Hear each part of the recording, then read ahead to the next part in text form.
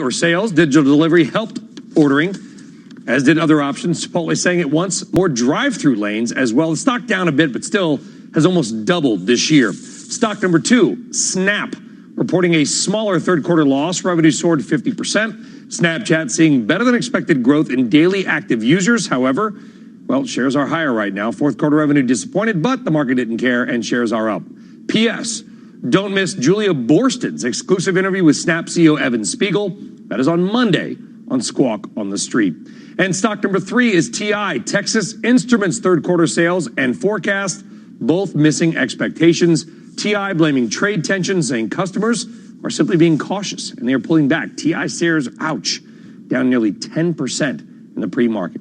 All right, still to come. Is Hong Kong's leader on her way out? China's denying the story, but others saying she's likely gone. That is ahead. Plus, we are live in D.C., where Facebook CEO Mark Zuckerberg set to testify again why he's making the trip back to the Hill when Worldwide Exchange returns.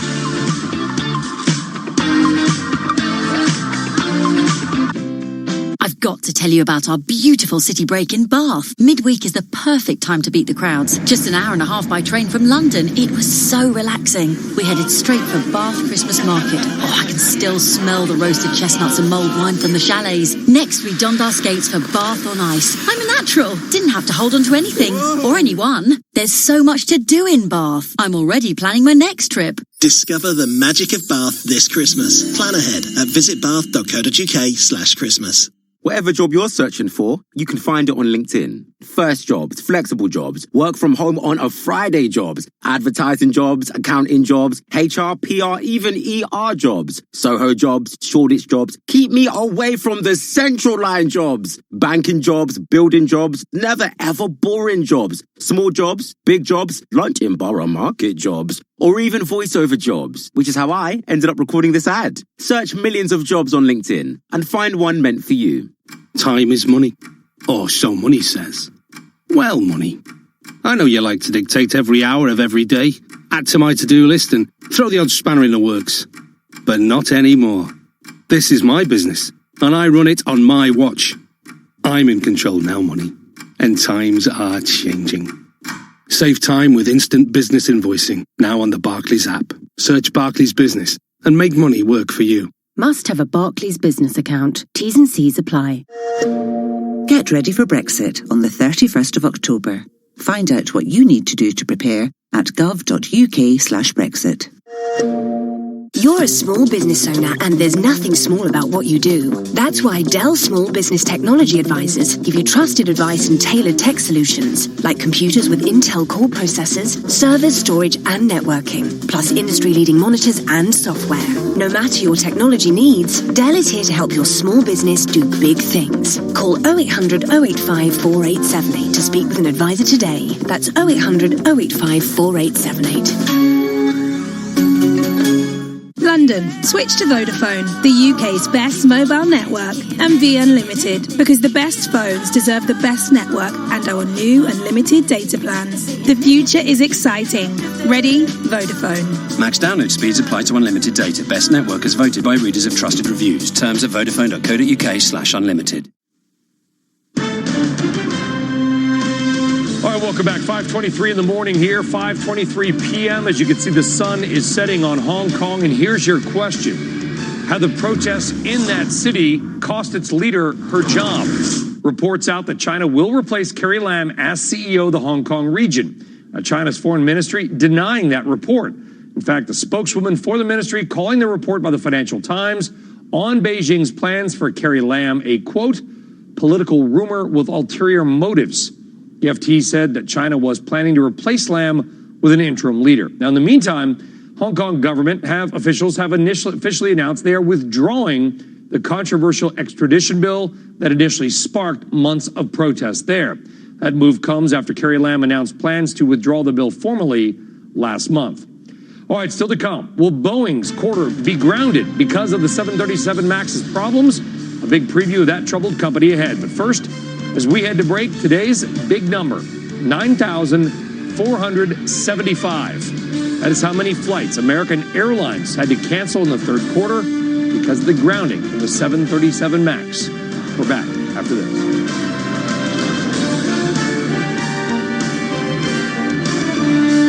got to tell you about our beautiful city break in Bath. Midweek is the perfect time to beat the crowds. Just an hour and a half by train from London. It was so relaxing. We headed straight for Bath Christmas Market. Oh, I can still smell the roasted chestnuts and mulled wine from the chalets. Then it was time for glow-in-the-dark mini-golf. I got a hole-in-one. Well, 3. I'm a bit rusty, okay? There's so much to do in Bath. I'm already planning my next trip. Discover the magic of Bath this Christmas. Plan ahead at visitbath.co.uk/Christmas. Whatever job you're searching for, you can find it on LinkedIn. First jobs, flexible jobs, work from home on a Friday jobs, advertising jobs, accounting jobs, HR, PR, even ER jobs, Soho jobs, Shoreditch jobs. Keep me away from the central line jobs. Banking jobs, building jobs, never ever boring jobs. Small jobs, big jobs, lunch in Borough Market jobs, or even voiceover jobs, which is how I ended up recording this ad. Search millions of jobs on LinkedIn and find one meant for you. Why is Lizzie going rental for Fizzy Haze? Is it because her flat is so beautiful and spacious? Snazzy! Or has roof terrace, garden and party room? Surprising! Or because it's 18 minutes to Paddington? Easy! With friendly staff on hand to take any deliveries? Amazing! Or just because her fuzzy friend can live there too? Find your new home at fizzyhaze.com. Fizzy Living. Reinventing renting. At the Bank of Antandek, mortgages are on the menu. I was in the chippy last night and it hit me. Go on. We should give all our new mortgage customers £1,000 of spuds. Potatoes? Yeah, jackets, roasties, dolphin wires. I mean, what's not to love? Hey, yeah, we could call it Mashback. Genius. Meanwhile, at Santander, they're giving their customers £1,000 cash back on selected first-time buyer mortgages. See what's possible at Santander. Lending subject to status and criteria. Cashback given on completion and repayable if mortgage closed within 2 years. Offer can be withdrawn. Your home may be repossessed if you do not keep up repayments on your mortgage. In the hot seat, Facebook CEO Mark Zuckerberg heading to Capitol Hill once again. He will face lawmakers on the company's crypto ambitions. But that is just the tip of the iceberg. We are live in D.C. next. Earnings season picking back up this morning. Boeing, a major focus. Company's ousted top exec as it faces a growing crisis over the 737 MAX. And speaking of executive shakeups, Nike's longtime CEO announcing he is stepping down as they tap a tech industry veteran in a major strategic shift. It is Wednesday, October 23rd. Just do it. You're watching Worldwide Exchange right here on CNBC.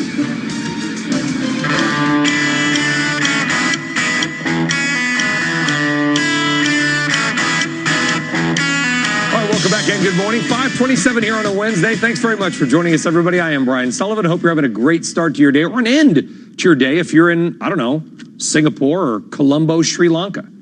Here's how your money and investments are looking right now as we are just about halfway through the 5 a.m. hour. Stock futures, I mean, they're flat. I mean, when I say flat, I mean, they're down 7 points.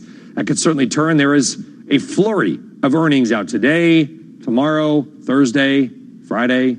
That's 4 more days, even though we're on Wednesday, but hey, it's early. Facebook CEO is set to return to Capitol Hill later on this morning. He will testify on the company's new cryptocurrency ambitions. But Mark Zuckerberg likely will face broader questioning as the company finds itself under increasing scrutiny about its practices. Alon Moore joining us now with more from Washington on what we can expect, which hopefully will include more video of her running down the hallway, yelling questions at Zuckerberg, who just pretends not to hear.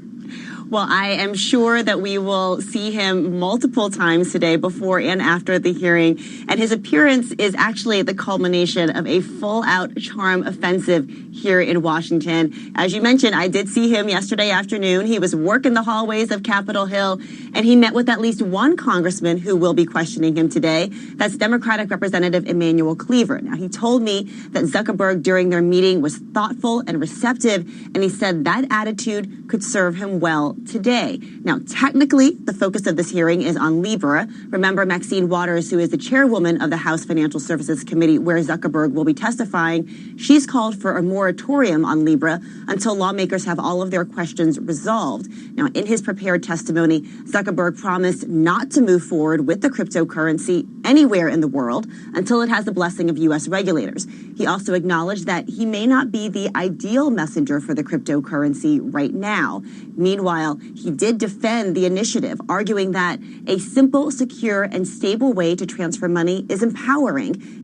In the long term, he said he hopes Libra would lead to more people making transactions on Facebook's platforms, and that would be good for business.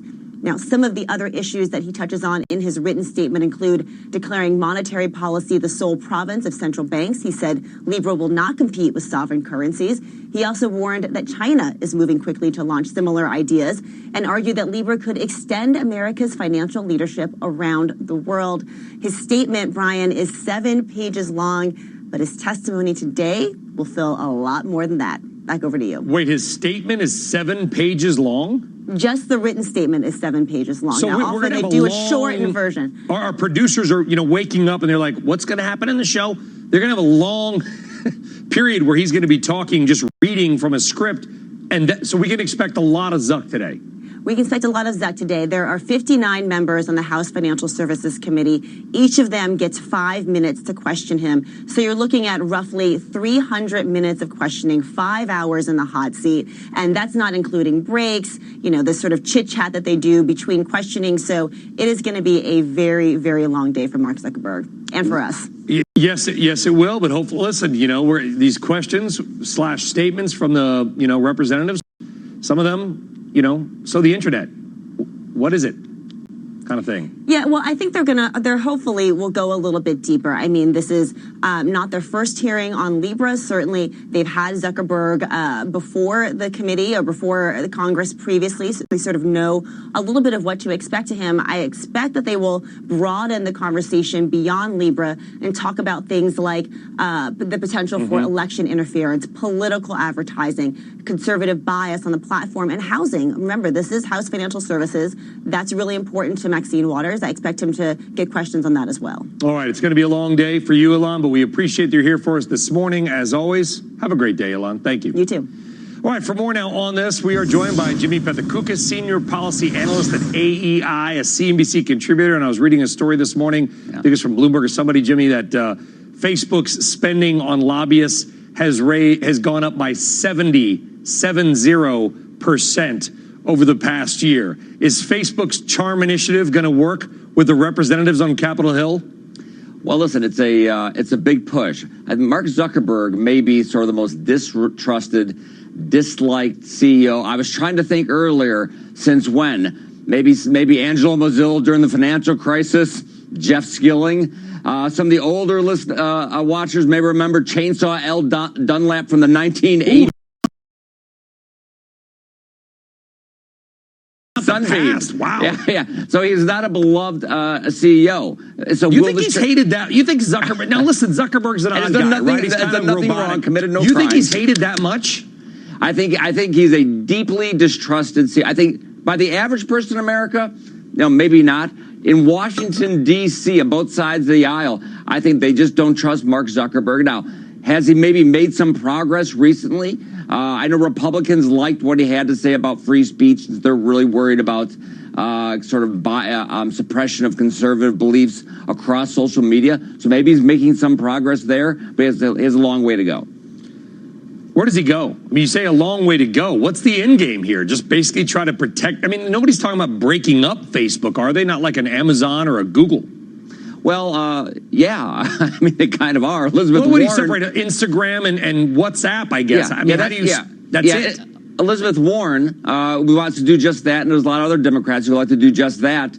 Even some Republicans who think if you broke it up, there'd be more competition. Maybe they would do a better job dealing with privacy. So, yeah, it's a frequent thing, even though I think the likelihood is still low. What kind of questions would you ask Mark Zuckerberg, Jimmy? Well, if we're going to stay on target, I would on this topic. If it's on Libra, I would like to explain just how this is going to sort of defend the dollar and extend American financial leadership. since there also have been suggestions that this currency should maybe be backed up by more local currencies depending on the country. So I'm not quite sure about that argument, if that's ultimately a strong argument, since obviously Facebook, they're talking more about that. They want Facebook to be viewed as sort of a national champion company, that if it's not them, it's going to be China. So I would like a little more, a bit of a deeper dive into that area. You know, is it going too far, Jimmy, to maybe, and I'm going to go on a limb here, and people are going to say, free speech, free speech. I get it, but it's corporate America, by the way. We're talking about corporate America, not the government, not individual citizens. Should we go as far as to say, why don't we just ban any political ad for 3 months ahead of the election? Why not? It's going to cost them a lot of revenue. I get it, but why is it going to cost them that much? Given sort of, I don't know how much it's going to cost them, but why I don't think it is going to cost them that much. You can't do that. It's free speech. Is it free speech? Yeah, listen, Facebook, it's, in the United States, we're talking hundreds of millions of people. It's a primary, listen, if they did that. I'm talking about paid ads, not like your mom saying, sure, I'm voting for Jimmy. Right. Well, yeah. I think in this environment, if they did that, given how intrinsic that these ads are going to be to the Trump campaign, and the fact that the Trump campaign seems ahead of Democrats in using Facebook, I think this would be viewed as an anti-Republican, anti-Trump move. I think it would be terrible PR for them. And I think the free speech issue is a legit issue. Though again, this caused them tremendous pain, I think, for overall little revenue. Okay, fair enough. I'm just throwing it out there because I like to stimulate. Yeah, what's better than arguing about politics at 5:36 in the morning, I love Jimmy? it. Love it. It's fantastic. Jimmy Pethokoukis, thank you very much, buddy. Appreciate that. All right, earnings season rolls on, but really there's only one name in the Dow to watch at all, and that is Boeing. The company out results one day after replacing its head of its commercial airplane unit amid the ongoing 737 MAX crisis. Phil LeBeau joining us now from Chicago. And Phil, Kevin McAllister, never heard of the guy. Is this a sacrificial lamb from Boeing? He's not a sacrificial lamb. He is somebody who, in being replaced, it's not a huge surprise. Look, he's been at the company for 3 years, and while you may not have known about him, Brian, he is well known in the aviation world. He had a previous experience prior to Boeing with General Electric in the aviation division there. He's a longtime executive, but he's had problems over the last year and a half, not just with the MAX. That is the majority of the problems, but other issues, 737NG, the 777X, just a lot of issues that have been swirling around Boeing's commercial airplane program. So he is replaced now by Stan Deal. Stan Deal has been with Boeing for 33 years, and you and I may not know, or you may not know him. I know it because I cover the company, but Stan Deal has vast experience in the commercial airplane division. For a number of years, he was in charge of several programs, including sales over in Asia and in China, has key relationships with some of the largest airlines, key customers for Boeing. So this move, announced late yesterday, comes as the company prepares to announce Q3 earnings. And it's rare to say that an earnings report, the numbers really don't matter, but I don't know many people when I've talked with analysts who are saying, oh yeah, they've got to hit 209 a share. Sure, if it's dramatically different from that, people will be focused, and we're going to be watching the cash flow numbers from Boeing when they come out a little bit later on today. But almost all of the questions will revolve around the MAX outlook, and also the comments from CEO Dennis Muhlenberg when he's talking with analysts a little bit later on this morning. Remember, this is the first time we've had a chance to hear from Dennis Muhlenberg since he was removed as chairman of the company. Also, does the company stick with its forecast, its guidance for returning the MAX by the fourth quarter? Dennis Muhlenberg will be talking about that, as will other executives who are going to be on the conference call.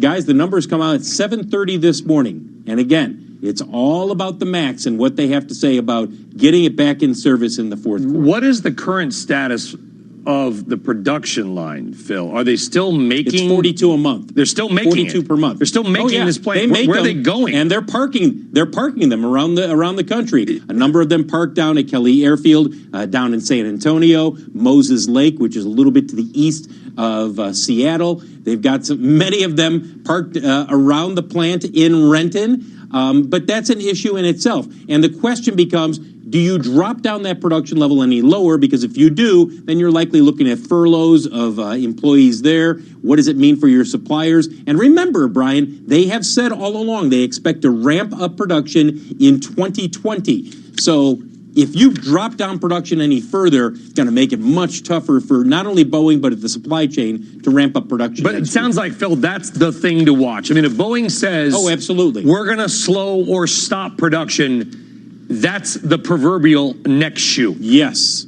And that would put pressure on the stock. But, Brian, I get this other question from people. Well, why is the stock still trading in the 340s to 350 range? You know, shouldn't it be lower? They haven't lost anything in their backlog. Very little in their backlog. So it's not like you're seeing customers saying, forget about it, I'm going to Airbus. They really can't go to Airbus. So to that extent, that's what's supporting the stock.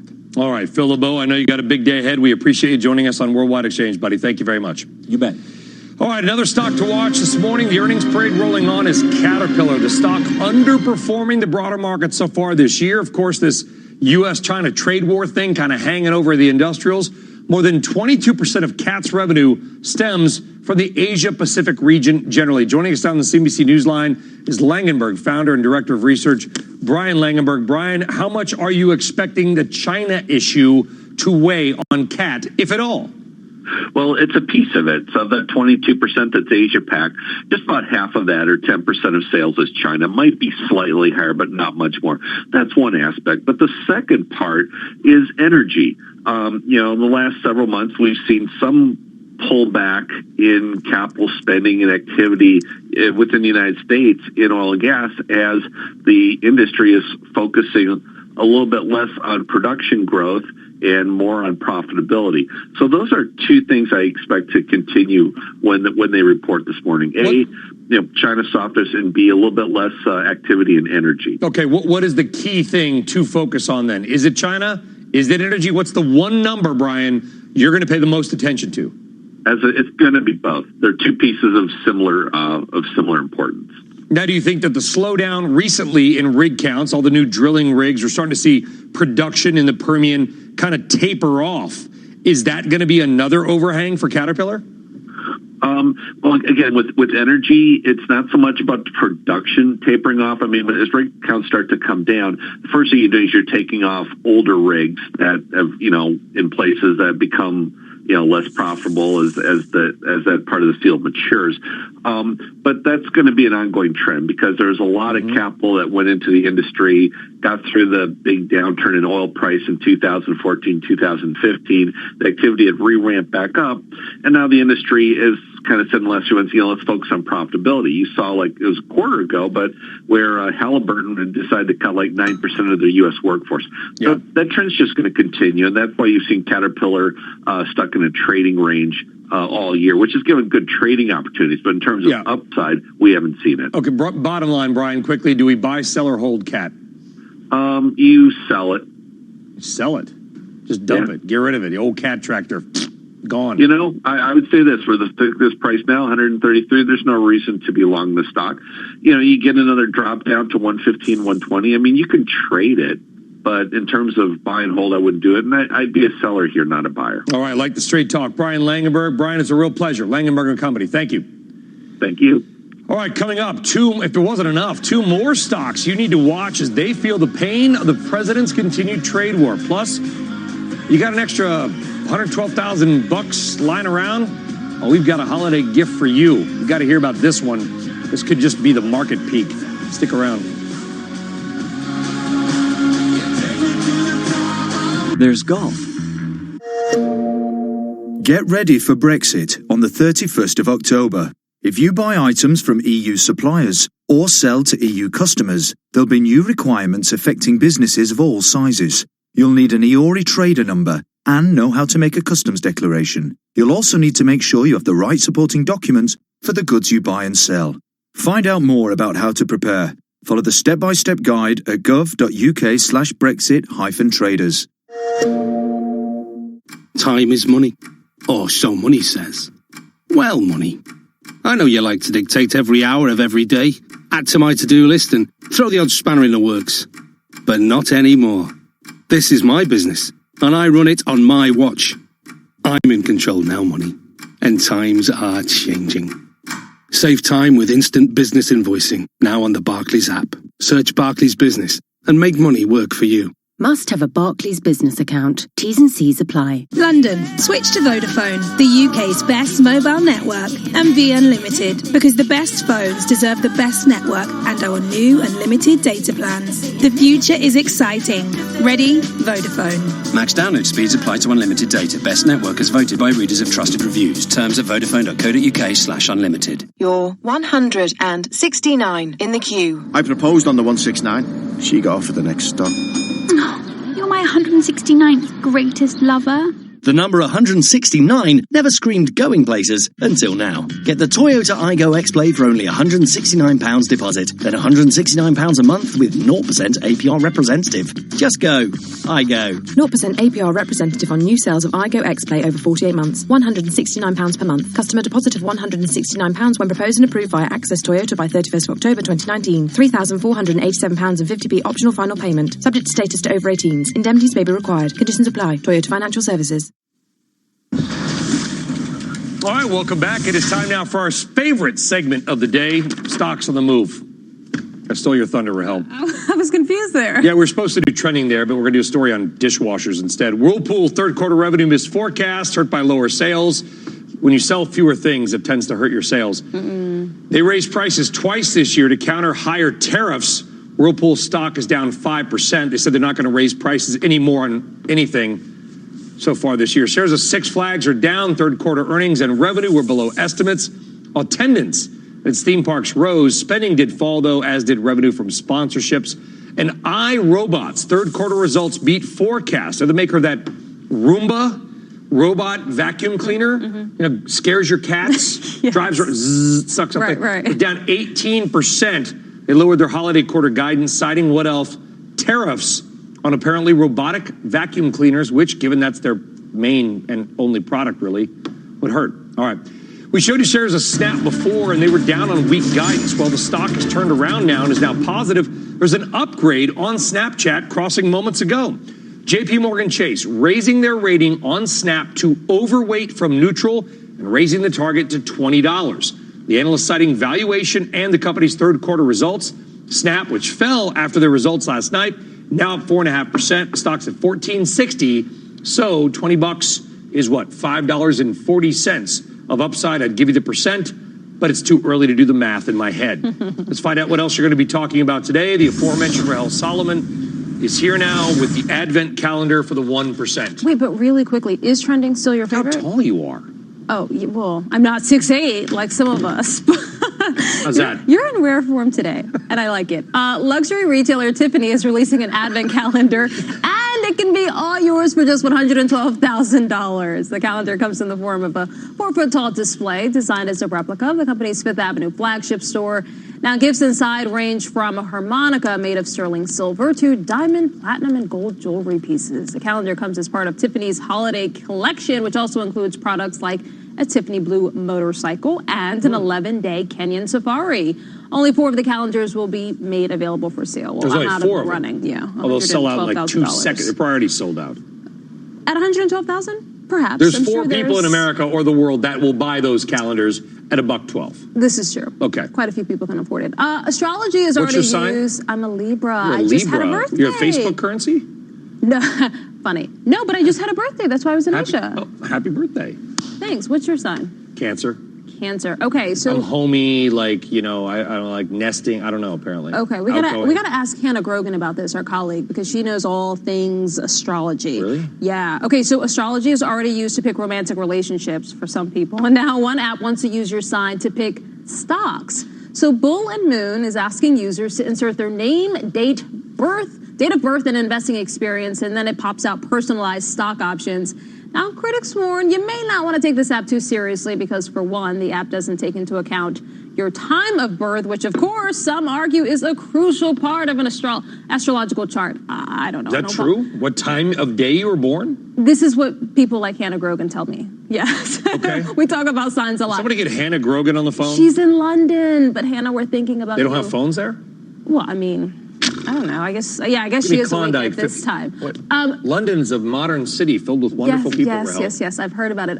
Also, it is made by a creative agency called Mischief, which is known for releasing over-the-top products. So, you know, maybe you don't want to take stock picking options from them. Maybe you want to take them from some of our guests here at CNBC. Yeah, exactly.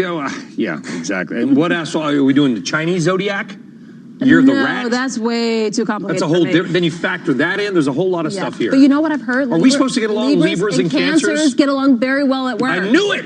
That's why trending is always so good. Oh my gosh, it's fantastic. You are the scales of justice. We are. For hell, thank you. You're welcome. All right, the World Series kicked off last night. That's why I look like this, because I kind of like both teams. The Houston Astros facing the Nationals of Washington, and a huge hit at the bottom of the first gave the Astros an early 2-0 lead. Nats followed up quickly. Ryan Zimmerman, long time Nat from the D.C. area, by the way, slapped the 413-foot shot, putting D.C. on the board, top of the fifth. Nationals take the lead. They don't give it up. Juan Soto hitting a long liner off the wall. They went up 5-2. The Astros managed to get 2 more runs on the board, but it was not enough. Washington, surprising a lot of people, taking game 1 5-4. See if they go back to D.C. up 2-0. All right, on deck.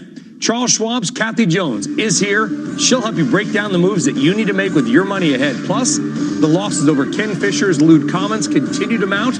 More details on who's pulling their money out when we return.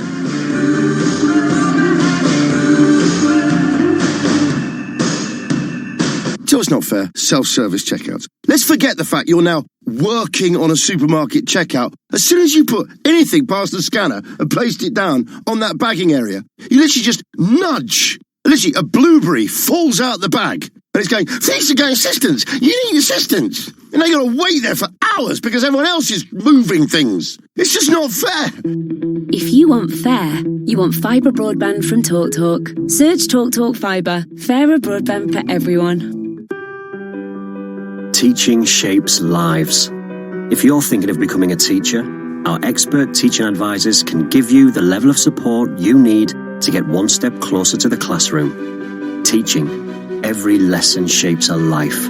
Search Get Into Teaching.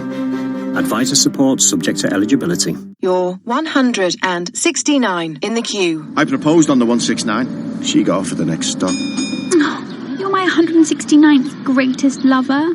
The number 169 never screamed going places until now. Get the Toyota Aygo X-Play for only £169 deposit, then £169 a month with 0% APR representative. Just go. Aygo. 0% APR representative on new sales of Aygo X-Play over 48 months. £169 per month. Customer deposit of £169 when proposed and approved via Access Toyota by 31st of October 2019. £3,487 and 50p optional final payment. Subject to status to over 18s. Indemnities may be required. Conditions apply. Toyota Financial Services. Market-moving quarterly results from Boeing and Caterpillar, plus Honeywell CEO on company momentum and challenges ahead. A Squawk Box exclusive today. Lots of chatter out there about the sleepers, surprises, and the favorites. Well, there's a time for talk, and there's that time we call show me time. That time is now. The biggest companies in the world are set to report. And nobody breaks down the numbers like we do.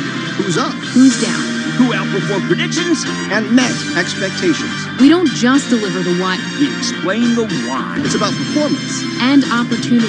It's earnings season with CNBC. All right, time for your executive recap. The headlines in about 60 seconds. Let's do it. SoftBank has reached a deal to take control of WeWork, capping a wild month after the company was supposed to go public. Now, under the deal, SoftBank will provide $5 billion in new financing and up to $3 billion in a tender offer for existing shareholders. After that, SoftBank's stake with WeWork will be about 80%. Nike has announced a leadership shakeup. CEO Mark Parker, he's stepping down. The move will become effective in January. Speaking exclusively with CNBC's Closing Bell yesterday, Parker elaborated on the move. We've spent a lot of time over many months working on succession planning. So this is not something that happens in a matter of weeks.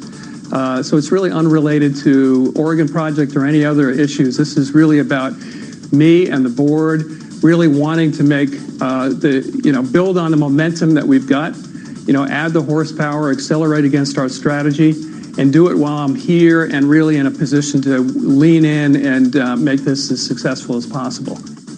And the losses for Fisher Investments continue to mount amid the fallout over Ken Fisher's recent lewd comments at an investment conference. The New Hampshire retirement system voted yesterday to pull its $239 million from the firm, bringing the total amount divested by Fisher's clients to more than $2 billion.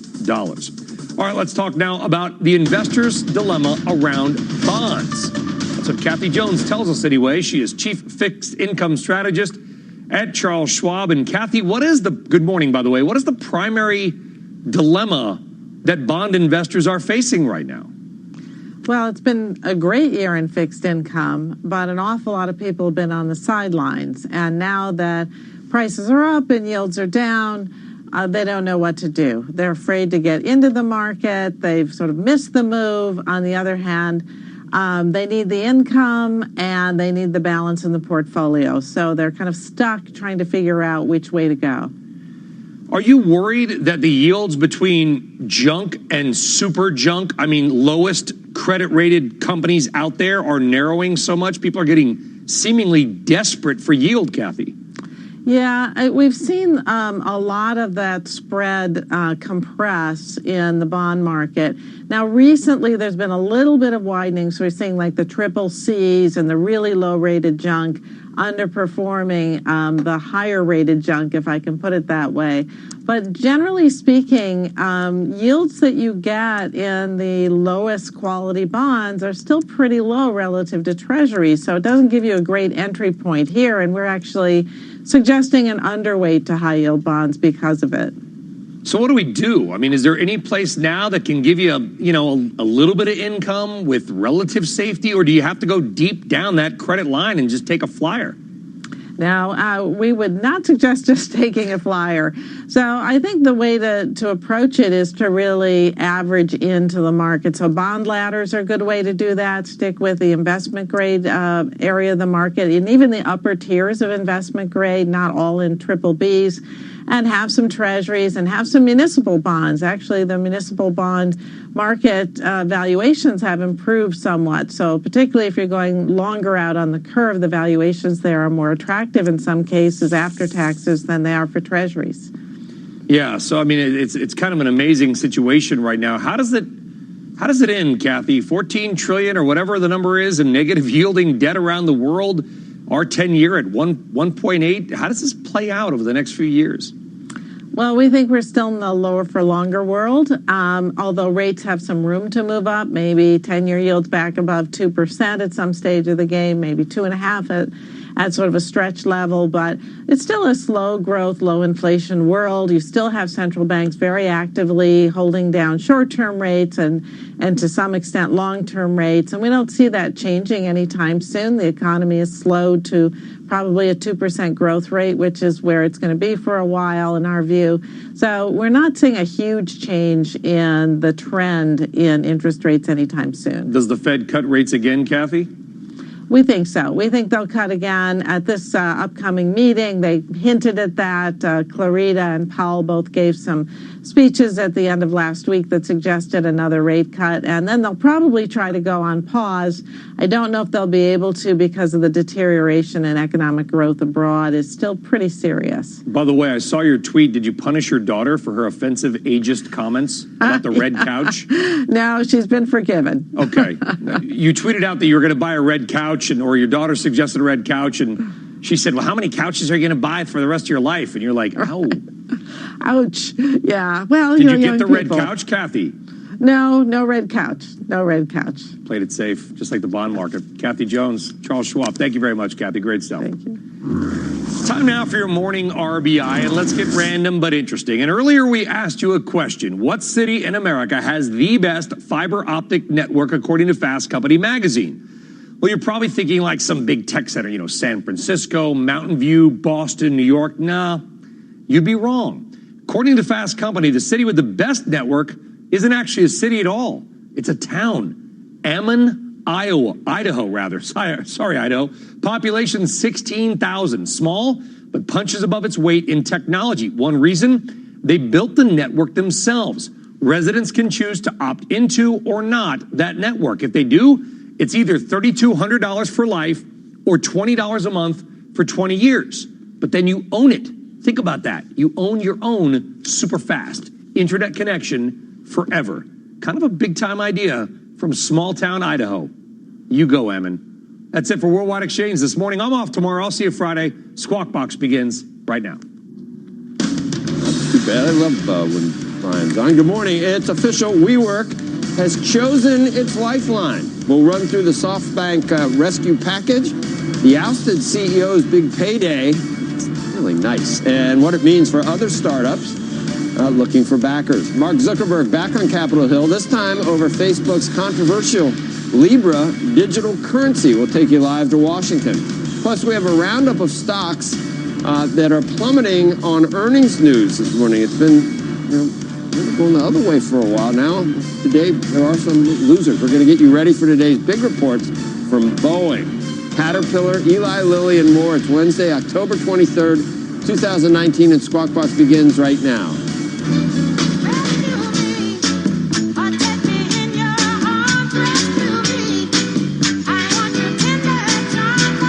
Live from New York, where business never sleeps, this is Squawk Box. Hey, good morning, everybody. Welcome to Squawk Box. This is CNBC, and we are live from the NASDAQ market site in Times Square. I'm Becky Quick, along with Joe Kernan and Andrew Ross Sorkin. Let's take a look at the U.S. equity futures at this hour. You're going to see right now that things are a little bit lower. Dow futures down by about 5 points. The S&P down by 3. The NASDAQ down by 27, and that's where the big focus is going to be today. There was a chipwreck it's been dragging down the NASDAQ this morning, and it started last night with what we heard from Texas Instruments. That company came in with weak fourth quarter guidance, and it did fall short of revenue expectations in the third quarter. The company's CFO said that trade tensions are forcing businesses to become cautious and pull back, and that hurt revenue in most of its markets. As a result, that stock is down by almost 10% this morning. And then take a look at some of the other big chip makers as well. Qualcomm off by about 1.8%. Similar declines for Advanced Micro, for NVIDIA, for Intel, and Micron. All these concerns, just again, about the trade dispute, the trade war, what that's going to mean for these industries. Texas Instruments' number on the bottom line was better than some had anticipated, but it included 9 cents of one-time items that analysts weren't looking for. So that revenue number is the one that people are watching. Big concerns about what this means for the rest of the chips, too. It means more than just chips. It's like a cyclical type thing. You worry about everything. Slow down. I need to eat more in the morning, because the minute you said chipwreck, you were thinking of Chipwick. Why? I immediately thought Chipwick. Those are good. But that's immediately... Anyway, go ahead, Andrew. We're going to go to Beijing right now. A new report overnight says that China is preparing a plan to replace embattled Hong Kong leader Carrie Lam with an interim leader. I'm going to get over to Eunice Yoon, who is in Beijing this morning with the latest. Eunice, what's going on? Thanks so much, Andrew. Well, China blasted a Financial Times report, which has been suggesting that Beijing is about to oust Carrie Lam, the Hong Kong leader. So the Foreign Ministry actually called this report a political rumor with ulterior motives. And the background of it is that the FT has been quoting sources as saying that Hong Kong's Carrie Lam is going to be replaced by March, and that an interim chief executive is going to serve out her term, which lasts until 2022. So Carrie Lam has been widely criticized for bungling several decisions, including pressing for an extradition bill, which then led to these months-long anti-government protests. And that extradition bill actually was formally withdrawn today. The FT named some possible successors. The ex-financial secretary, Henry Tang, who was once a darling of Beijing. Norman Chan, who's the former head of Hong Kong's de facto central bank. There are also 2 other potential candidates who've already been dismissed as being possibly too close to the Lam government. Now, authorities here would probably be really careful when making this decision, because they don't want to be seen as caving in too much to the pressure that they're feeling, the political pressure from the protesters. And in fact, this story has been heavily censored on the internet and any types of broadcasts as well about it. But it's unclear, though, how much her replacement would really change the dynamic between Hong Kong and Beijing at the end of the day, because the protesters have already said that one of their key demands is universal suffrage. So that wouldn't include just switching out the current chief executive to another Beijing-appointed person. Guys? Eunice, thank you for that report, and we appreciate it. We're going to come back to you.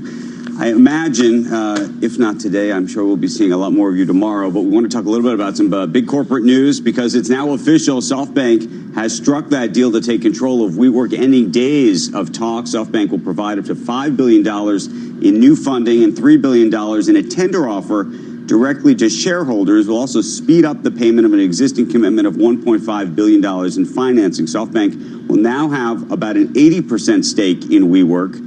As part of the deal, WeWork will name SoftBank COO Marcelo Claure as its executive chairman. Co-founder Adam Neumann, who was ousted, of course, as CEO last month, will become a board observer. And SoftBank is going to pay Neumann.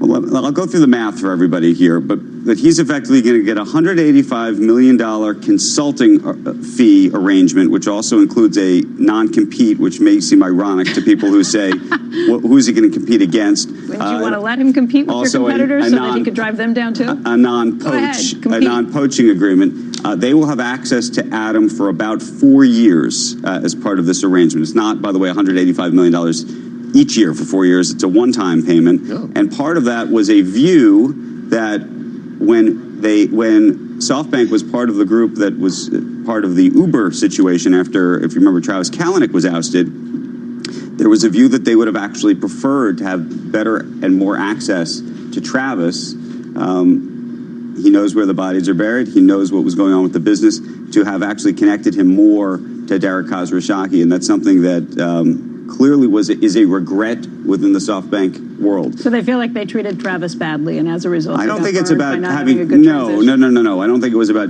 treating him well or badly. I think it was. Well, if he's ticked off, he's not going to be helpful anyway. Sure, but I think it was.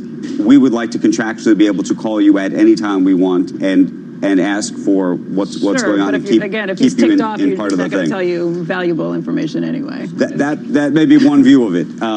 In addition to all of this, there's a $425 million loan that effectively SoftBank is giving. It's considered a bridge loan of sorts to Adam to pay what would likely have been the margin calls to effectively take over the facility that JP Morgan had. However, when Adam tenders into this $3 billion tender offer, and he can basically sell up to about $1 billion of shares, assuming it's a pro rata situation. He owns about a third of the company. He would sell $1 billion of shares. He has to immediately pay the first $100 million of that loan, literally, I think, within either a day or 10 days or whatnot of the tender offer. And then he has about 3 years with which the loan continues, though SoftBank can call it at will, basically. So they keep him. So he's basically keep him on the line. He's on the line. He's helpful when they want. He's on the line the entire time. Remember all the stuff with Travis Kalanick. They wouldn't let him stand to ring the bell on the podium for the opening bell when that IPO went out and stuff. I mean, there was some bad blood. I think that the distinction between Travis and Adam is that there was a view when Travis was being pushed out that he was a genuine liability to the company. Legally, both civilly, there was anxiety, if you remember, around Uber. Criminally, whether regulators were going to come after the company. There was a very different view about Travis. I'm not saying it was the right view or the wrong view. Adam just looks like he looted the company. Adam just seems like he made. I don't know about looted. Looted could be strong, but made lots and lots of mistakes along the way. And as we've talked about, was very free with the company's money. Was spending it on a lot of things that, in hindsight, looked like they were crazy. 100%. Having said that, I've always viewed that, a lot of people focus solely on Adam. I look at this and I say, Adam was part of it. JP Morgan was part of it. Goldman was part of it. SoftBank was part of it. The only one who didn't get shortchanged on this was Adam, though. He's the only one who's going to be made whole. Everybody else is losing their shirts on the deal. I don't know if that's even true. It's only 100 is a bridge loan. The other, if it's 100 is an immediate bridge loan. Right. The other stuff seems like it's a regular loan. If he doesn't, it's a regular loan, effectively for the rest of the 3 years, but callable at any time. Yeah. Okay. So but the reason I mentioned the various distinctions, a lot of people headlines have said he gets $1.7 billion. Right. Sort of not. That, it depends on how you. Look, if you can sell that stock at $1 billion, that's a good deal. Some of the other, their SoftBank's offering $3 billion, right? So the other $2 billion from other employees and things, including employees and others. Yes. What's the total SoftBank What do they have in? So this is okay. So Way the more new. than the company's worth. That's what I mean. Okay, so they here's put where in- we're at. They put in $20 billion to own an $8 billion company. Right. So here's where we're at. First of all, for them to effectively their new bar on this is $15 billion. Their average into the company between buying all the way at the top at $47 billion, at $23 billion, now at $7 billion valuation. Right. They have to, for them to clear a profit or even get to even, they need to get to $15 billion. Okay. They've spent $9 billion so far. Then you add the 1.5 that they're adding, so now we're at 10.5. Then you add the 3 in equity, right? So now we're at 13.5. I thought the 3 in equity included the $1 billion to Adam. Nope, that's additional. Oh, That's 13.5. Then you add the 200. Let's say you've just given down, so you're at 13.7. Call it $14 billion. And then there's a $5 billion loan on top of that SoftBank corporate is making to the company as well. But let's call it $14 billion in equity. One's a loan, right? Right. That they'll And supposedly they are pay going to back. value this thing, or I don't want to say they're going to value it at $15 billion because they can't today, but they're going to value it at $7 billion today with the hope of getting to 15. They have a 3-year business plan. I think we're going to hopefully be hearing more and more about this over the next couple of days about how they think they can get there. Right. I hope they can. I think for all the employees who are still there, Right. you can only hope that they can. It requires doing a lot of work, though, because they have to get out of some cities where there's just no path to profitability. They're going to be doubling down in cities where there is a path to profitability, except for the worry that some people are already worried that in cities where it's working, every new WeWork is starting to potentially cannibalize on the margins the ones that are already working. But the cities that are working, I would assume, would be New York, London. New York, London, LA, a lot of the big cities, some of these smaller cities, the cities that have been the toughest have been in emerging markets. There was a view in the sort of WeWork land, look, we need to be where everybody is. And if we're going to work for Microsoft, we need to be everywhere where Microsoft would ever want to be. Sure. And so those cities have been the toughest. But now the focus on profitability and getting there as quickly Getting as to possible. cash flow positive, getting to So profitability. does And SoftBank wish they never heard of WeWork or not? it's a good question. I spent so much time on the phone with so many different people yesterday. I think that Masa-san genuinely believes that you can say he's a crazy visionary, but he genuinely believes this is the future of the workspace. So I'm not so Can sure. we get in with SoftBank on investments, or are we not? We have part of this action. You want some action? No, I don't. You're But- saying no, we're not allowed anyway. But it just seems like I can lose 50% of my money. I got on DraftKings. I'm doing a pretty good job trying to bet on NFL games. But it's not hard to lose 50% of your money, is it? I don't need an expert to help me. But they've had other good successes, obviously. Right? Well, Alibaba was the biggest. Right. Okay. All right. Big CEO swap. Kind of weird, isn't it? All over Under Armour and Kevin Plank yesterday, and then this Nike announced news. This Weird. is huge. Very strange. It's a bad day for apparel. Athletic apparel. I like John Donahoe a lot. Yeah.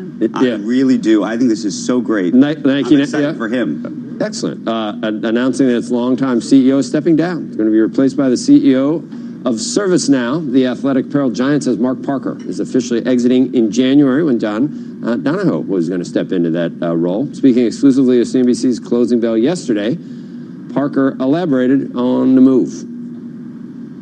We've spent a lot of time over many months working on succession planning. So this is not something that happens in a matter of weeks.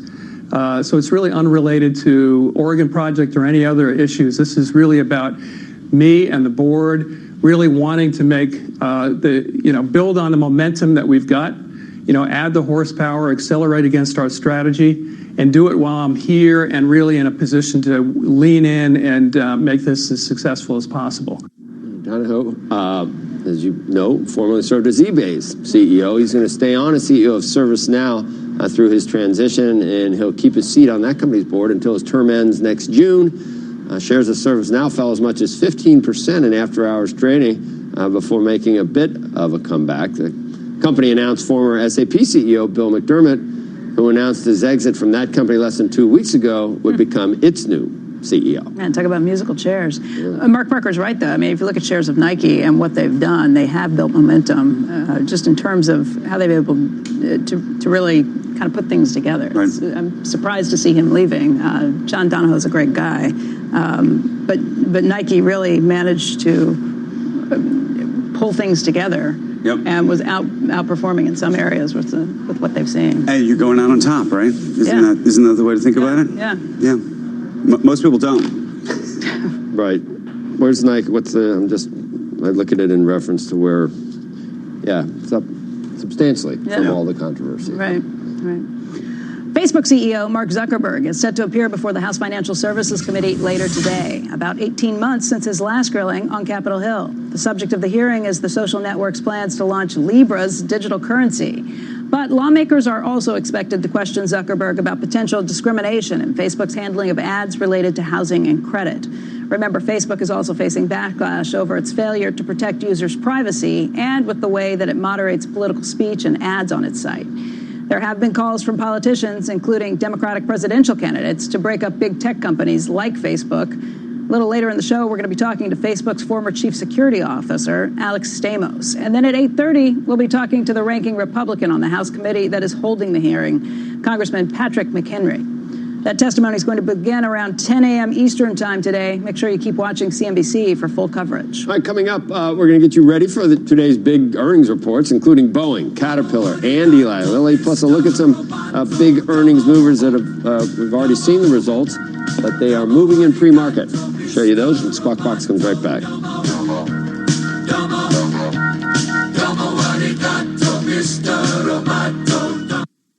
You're in charge of hiring, and Indeed has solutions, like online skills tests, which let a candidate show that they are the right hire. And we give you this toy monkey, who will bang its cymbals when the right CV appears on your desktop. Okay, there is no monkey. There is no monkey. But there are online skills tests. See why more than 250,000 companies in the UK use Indeed for hiring. Visit Indeed.com/try today to try skills tests for free today. Terms and conditions apply. Get the brands you love at littlewoods.com. Whether you use it for studying or streaming, find the Asus Chromebook 11.6-inch in grey for just $199.99. All with inclusive delivery and free returns. Hurry, offer ends 25th of October. Own it. Shop now at littlewoods.com. At the Bank of Antandek, mortgages are on the menu. I was in the chippy last night and it hit me. Go on. We should give all our new mortgage customers £1,000 of spuds. Potatoes? Yeah, jackets, roasties, dauphinoise. I mean, what's not to love? Hey, yeah, we could call it Mashback. Genius. Meanwhile, at Santander, they're giving their customers £1,000 cash back on selected first-time buyer mortgages. See what's possible at Santander.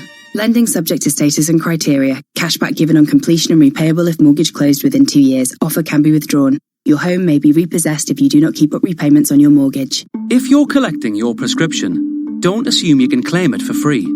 Not all benefits entitle you to free prescriptions. And if you claim when you're not entitled, you could face a penalty charge of up to £100. Thankfully, there's a simple way to find out if you should be paying. Search Check Before You Tick online and use our eligibility checker to find out if your benefits mean you can claim for free. Or you can ask your pharmacy team. So always remember to check before you tick. This was brought to you by the NHS. London, switch to Vodafone, the UK's best mobile network, and Be Unlimited, because the best phones deserve the best network and our new unlimited data plans. The future is exciting. Ready? Vodafone. Max download speeds apply to unlimited data. Best network as voted by readers of trusted reviews. Terms at vodafone.co.uk/unlimited. Welcome back to Squawk. We got some stocks to watch right now. Chipotle shares initially jumped on a positive earnings report, but are now slumping. Take a look at what's going on right now. Stock's off about 2%. Earnings per share of $3.82. That was above the expected $3.22 that had been expected. Revenue was in line. Same-store sales and average check size both grew during the quarter, helped by online orders and the addition of the pricier carne asada. But the chain says it expects to run out of carne asada in November or December. Chipotle also says it plans to add drive-through lanes to more than half of its stores that are under construction. So How if do you you want run some out of carne asada, get over there. I thought it was eat all you want, we'll make more. And it's always something, you know, the guacamole, avocado prices. I mean, we got to get this stuff squared away. Why is it always affecting the Mexican food? Is there a commodity issue? That's what I'm I don't know. Look up. First Chipwich, now this. I'm going to go Next break, I'm going to go get something anyway. In the meantime. And I look at this and I see wild swings. I see wild wings. Somebody's hungry this morning. Wild swings in shares of Snap this morning. That stock fell as much as 15%. But now, take a look at where things are. The company actually posted a smaller loss than expected. The stock is up by almost 4%. 210 million daily active users beat estimates of 207 million. Julia Boorstin has an exclusive interview with Snap CEO Evan Spiegel, and that's coming up on Monday. On today's earnings agenda, we're going to hear from Boeing, as we said, Caterpillar, Eli Lilly, many more. Let's talk about a possible direction for the overall markets, top down. Joining us for that is Jack Caffrey, Equity Portfolio Manager at JP Morgan Private Bank, and Chris Brightman, Chief Investment Officer of Research Affiliates. Chris, I want to start with you because you've got a lot of very specific things that you think investors should do right now. The one commonality in all of it appears to be, it looks like you think there's a global slowdown. You even like long bonds, right? Long dated bonds right now. Get out of FANG, rotate into defensive areas, staples, utilities, and banks, and even internationally where valuations are cheaper. You think we're at the end of the cycle or something? What, you're in a bad mood. What, you hungry too? Is that it? Well, I try not to worry too much about what I want to happen and rather pay attention to what I think is going to happen when making investment decisions. And we have had a wonderful run for the platform technology companies. As long as the environment stays the same as it has been, that trade will continue to work. But we see an awful lot of flashing warning signs. The yield curve was inverted. It's not inverted anymore, but it inverted long enough to be a tried and true recession signal. It's predicted 7 out of the 7 last recessions. And we've also got PMI that tanked. It's now down below 48 with the trade component particularly weak. These are the sort of inputs that go into our models that say that 2020 looks like a recession, better than even odds for a recession. So we've had a decade-long bull market in growth stocks. So this is going to be now handed off to value stocks? Yeah, and let me give you an indication of how wide that gap has been. The difference in the valuations, the prices relative to fundamentals for growth stocks versus value stocks is as wide as it was in the Nifty 50 and nearing tech bubble levels. So this is a big deal. The question is, when is the inflection point? And I think both an election and a recession in 2020 is going to cause a big rotation out of what has been performing spectacularly for the last 10 years into much cheaper opportunities. And yes, I think long bonds, look, you look backwards and long bonds look like they're extraordinarily low yield. Look around the world, though, at developed markets, and long bonds in the U.S. are screaming by,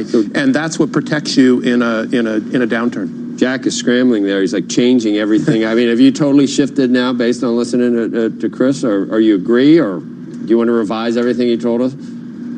I think there were some points that were made by Chris that were very relevant, but I disagree. Okay. I don't think there's a recession next year. So polite. That was nice. Well, respectful. I'm trying to be professional. There you go. I don't think there's a recession next year. I do think that when we now have seen the Fed shift from its tightening bias to moving to an easing bias, it will likely cut again next week and then move to an extended period of patience. And I think that is translating into almost a restart of parts of the economy. You certainly see the housing market up until yesterday's data certainly has been getting a little bit better. That has actually been feeding into some parts of the value chain. And typically, if you think you're going into a recession, it feels like buying value right into the face of that dramatic, what historically would have been a pretty dramatic earnings decline would feel a bit early. And in that regard, I think your comment about I like defensive staples utilities aligns more with the idea of a recession, but the idea of buying value and long early. bonds. And long bonds. Again, a defensive. We think you need some duration as a bit of a hedge. I myself have liked quality. I've liked quality for the last several years. I think quality still has an ability to compound, and there's always a trade-off between relatively expensive quality and ultimately some quality that occasionally hits a bump along the way. Around earnings season has been a good buying opportunity over the past several years, and I think those are going to continue to be served up for us. Particularly, I think what we would agree on is you combine value and quality. And there are some nice ETFs out there that do that kind of a thing. Or you could buy stocks if you actually want to do it slightly more traditional or my way. Yeah, I would agree, and I think that there are a lot of companies that one can find that will protect you on the downside, particularly if the political environment turns negative for the FANG stock. So you go into communication services, for example, and I think when it turns, you're going to want to be avoiding Netflix and Google and boring stocks like AT&T and Verizon will outperform. Well, I think you hit on the idea that at some point there are communication stocks that are about growth, and there are communication stocks that are about more consistent cash flow turning strategies. And I think ultimately a nice way to participate and to potentially protect your ability to be in the markets winds up looking about dividends and dividend growth and taking that perspective. Show me the money today, such that I can be more patient with you as you unfold. They usually, when you hear the music and you got like 4 minutes to go with your thoughts, it's bad. When you were finishing up your thoughts and you heard the music, that was perfect. You guys disagreed, that's perfect. We get both sides. Thank you. Chris, thank you. Jack. Thank you. Okay. Coming up when we return, Morgan Stanley out with a new report on venture capital investments. We got details about that next. And then coming up in the next hour, we've got a CEO triple play. The CEOs of NASDAQ and Honeywell going to be joining us, followed by the CEO of yesterday's high-flying stock, Biogen. Stay tuned. You're watching Squawk Box on CNBC.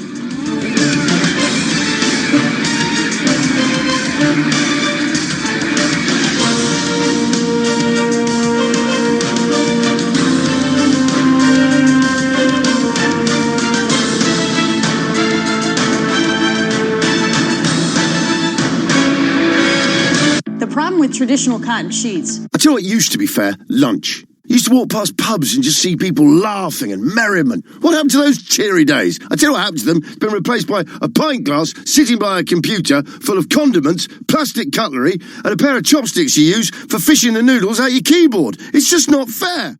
At TalkTalk, fairness is important. That's why, unlike some other providers, we offer fixed price plans on our fibre broadband for the entire length of your contract. Search TalkTalk Fibre.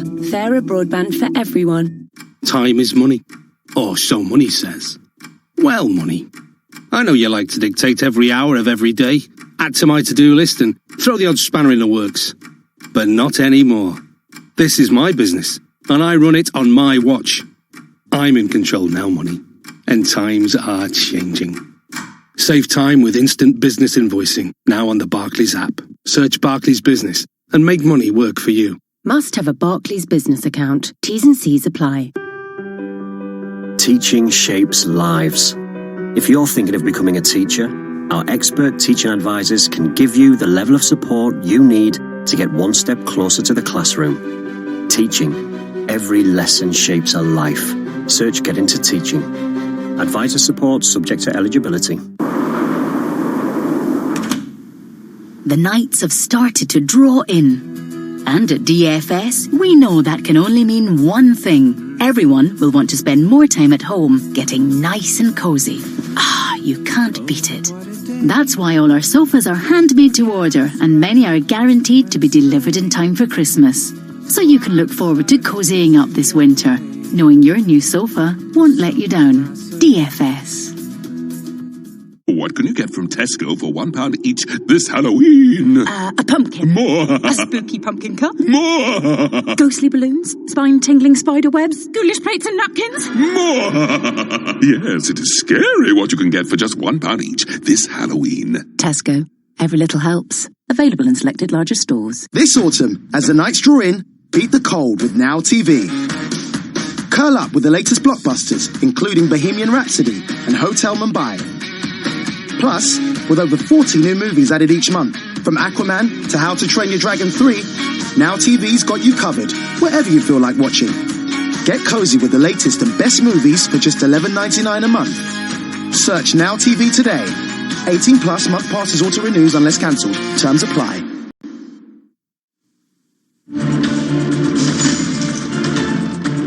Eli Lilly, just out with earnings. Profit came in at $1.48 a share, 7 cents above estimates. Revenue was just slightly below forecast. Lilly also raised its full-year outlook to $5.75 to $5.85 a share, compared to a consensus of 572. So that's slightly above. We have no trades to tell you about yet. Looks like in Eli. It looks like U.S. revenue was flat, but their international revenue was up by about 8%. You just wonder, with the pressure on drug pricing, if they have to be a little more wary of what they're doing here in the United States, but maybe they make up for it in other places. It is time now for today's Executive Edge. Morgan Stanley just out with a new report on venture capital, a survey finding that the vast majority of venture capitalists believe it is possible to invest in diverse founders and still maximize returns. Joining us now with some of the new data and the report and how investors can put some of this research to work in their own portfolios. Carla Harris, Vice Chairman for Wealth Management, Head of Multicultural Client Strategy Group at Morgan Stanley. It's nice to see you. Good to see you again as well. You got a big event coming up too. Yes. Yes, you do. Yes. Yes, you do. Tell us about this new research in terms of how people can actually change their approach as a result of it. Yes, well, the report was very surprising in that we found out that one of the issues is that when venture capitalists would turn away women or multicultural entrepreneurs, fit is often the reason that is cited. But interestingly enough, easily 20% of most VC portfolios are companies that are companies you could call that have expansion risk, things that they don't know about, that they spend the time doing due diligence, that are very new markets. So think 20 years ago, think about software as a service or cloud computing or more recently, driverless cars. But yet, when they see markets that are represented by these entrepreneurs that might fit a certain demographic, they say fit. So our thought was, perhaps you should change the lens and start thinking about some of the companies that are brought to you by women and multicultural entrepreneurs as things that could represent expansion risk and do the due diligence and make some of those investments. So, but can we just be plain about it? Is this? Do you think this is just racism? What's going on here? When you say fit, and that's the rationale for why they're passing on the investment, right? Yes. What do you think the real rationale is? What they cite is that the company doesn't fit with the other companies that are in their portfolio, or perhaps this entrepreneur has a different profile than some of the entrepreneurs that they have traditionally invested in. So I can't really just blame it blanketly, Andrew, on racism. So what do you think it is, though? That's what I do think it's the way they've been thinking about it historically. This doesn't fit with the portfolio yet. These other things that I mentioned, cloud computing or driverless cars, at some point they didn't fit either because they were new industries. And what I'm suggesting is that the industries that are represented by some of these entrepreneurs are new. So think about hair care products for a certain demographic. Think about a company like Dual Security, which is really about two-step authentication. That wasn't around for a while, and that company was sold for reportedly $2.35 billion to Cisco. Where were the VCs investing in that? What do you make of, there seems to be two things going on here right now in the investment community. I know. On one end, there seems to be a whole sort of push towards ESG issues and investing around ESG. On the other, there seems to be even a pullback from ESG. I mean, there seems to be, we had the head of CalPERS on, and they were looking at certain types of things that they had divested from, where they decided actually that it was actually had been a bad decision. Guys, I hate to do this, but there's some bad news from a Dow component out right now. Caterpillar just out with earnings. It is bad news. Came in with $2.66 a share. Adjusted. The street was expecting $2.88. It missed revenue by a long shot too. $12.8 billion versus the $13.5 billion the street was looking for. They are now talking about for the full year $10.90 to $11.40. That's well below the $11.70 the street was expecting. And the old guidance was $12.06 to $13.06. Yeah, they are looking at end user demand. They expect to be flat. They think dealers are going to make further inventory reductions because of global economic uncertainty. The last 6 quarters before this quarter have been disappointing for the street. The stock's traded off by about 5.5%, 5.4% on average after that. This is a bigger decline that we're seeing right now, down by 6.5%. The primary driver of the decline in sales and revenue was a $1.2 billion movement in dealer inventories. Dealers decreased their inventories about $400 million during the third quarter of 2019 after increasing their inventories by $800 million during the third quarter of 2018. So end user demand lower than our expectations. They say they're going to focus on their executing strategy, but they are bringing numbers down significantly in what they expect to earn for the rest of the full year. Caterpillar, again, a Dow component. This is maybe the biggest Dow component that we've seen in terms of a miss this earnings season to date. down 6.5%. Oh, McDonald's was down. McDonald's yesterday. And Boeing for other reasons. Boeing, we're going right. to get Boeing. It hasn't reported yet, but we're going to get a report from Boeing. We had been looking at the Dow before this, and we were down slightly, but now the Dow looks like it would open down by about 43 points. Right. We were just, interrupted by this news. I have actually just one final question for you, sure. Which is, where are you on the IPO market broadly? We've been talking a lot about WeWork and whether this is some kind of bell at the top of the market, not happening. Where do you see this over the next year? Oh, well, the next year, I think it certainly will recover. But right now, the IPO market is certainly volatile, yes. There's a lot of uncertainty in the market, and you know that's something that has a major bearing on the IPO market. Okay. We have to leave the conversation there. I wish we could do this longer. We will do this again, I'm sure. But thank you. Appreciate Thanks it. very much. Thank you. Good to see you. When we come back, we're going to talk more about Caterpillar, but take another look at that stock. For the last 2 weeks heading into this, the stock was up by about 13.5%. You can see it's giving back a significant amount of that pickup that they'd seen this morning. A decline of almost 6.5% for Caterpillar, which is a Dow component. That in turn is putting pressure on the Dow. We'll talk much more about why the company is lowering its outlook, why they missed expectations by such a wide margin when we come back. We've got an analyst coming up on the Squawk Newsline straight ahead.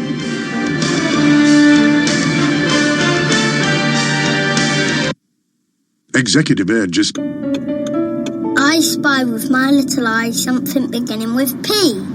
People. No, parrot. I'll have to remember my binoculars next time. Although you might not be able to see it, your small actions can have a real impact with Shell. Every time you fill up and use Shell Go Plus, you'll be protecting and replanting forests around the world. Make the change. Drive carbon neutral. Shell. Go well. See goplus.shell.com/CO2 for details. Teaching shapes lives. If you're thinking of becoming a teacher, our expert teaching advisors can give you the level of support you need to get one step closer to the classroom. Teaching. Every lesson shapes a life. Search Get Into Teaching. Advisor support subject to eligibility. London, switch to Vodafone, the UK's best mobile network, and V Unlimited, because the best phones deserve the best network and our new unlimited data plans. The future is exciting. Ready? Vodafone. Max download speeds apply to unlimited data. Best network as voted by readers of trusted reviews. Terms at vodafone.co.uk/unlimited. Head to TradePoint to see the new kitchen ranges. The quality's gone up, while delivery times have gone down, with up to 6 ranges stocked in-store too. And the low prices, well, they're still low. Plus, they're even easier to install. For all you need, when you need it. Get to TradePoint or go to tradepoint.co.uk. Hello? This is Dustin. I found something. Is anybody there? We hear you, Dustin. With Sky Q, you can easily catch up on epic Netflix shows like Stranger Things and then watch award-winning Sky originals like Chernobyl. Get Sky and Netflix all in one place on Sky Q for one surprisingly low price. Just £25 a month. Visit sky.com and join today. Offer ends November 14th. 18-month minimum terms. Prices may change during contract. Requires Sky Q box connected to broadband. Set up from £20. Further terms apply. And to say happy birthday, we're giving you a pair of award-winning Silver Galaxy Buds. But it's not my birthday till June. No, but it's ours. 10 years ago, we launched our first Galaxy smartphone. And to celebrate, we're giving customers who purchase any Galaxy S10, Note 10 or A90 5G the chance to claim a pair of amazing wireless Galaxy Buds. Wow, and I didn't get you anything. Get the latest Samsung Galaxy smartphone now at your local Carphone Warehouse shop or carphonewarehouse.com. Offer available on purchases made by the 23rd of October 2019 and claimed online within 30 days. T&Cs apply. Want to know what's happening in right now? The latest headlines are just a tap away with Fox News Talk on TuneIn. When news breaks, get up-to-the-minute coverage on developing stories from around the world. Plus, hear all the Fox shows you watch on your TV. Listen to Fox News Talk around the clock on TuneIn.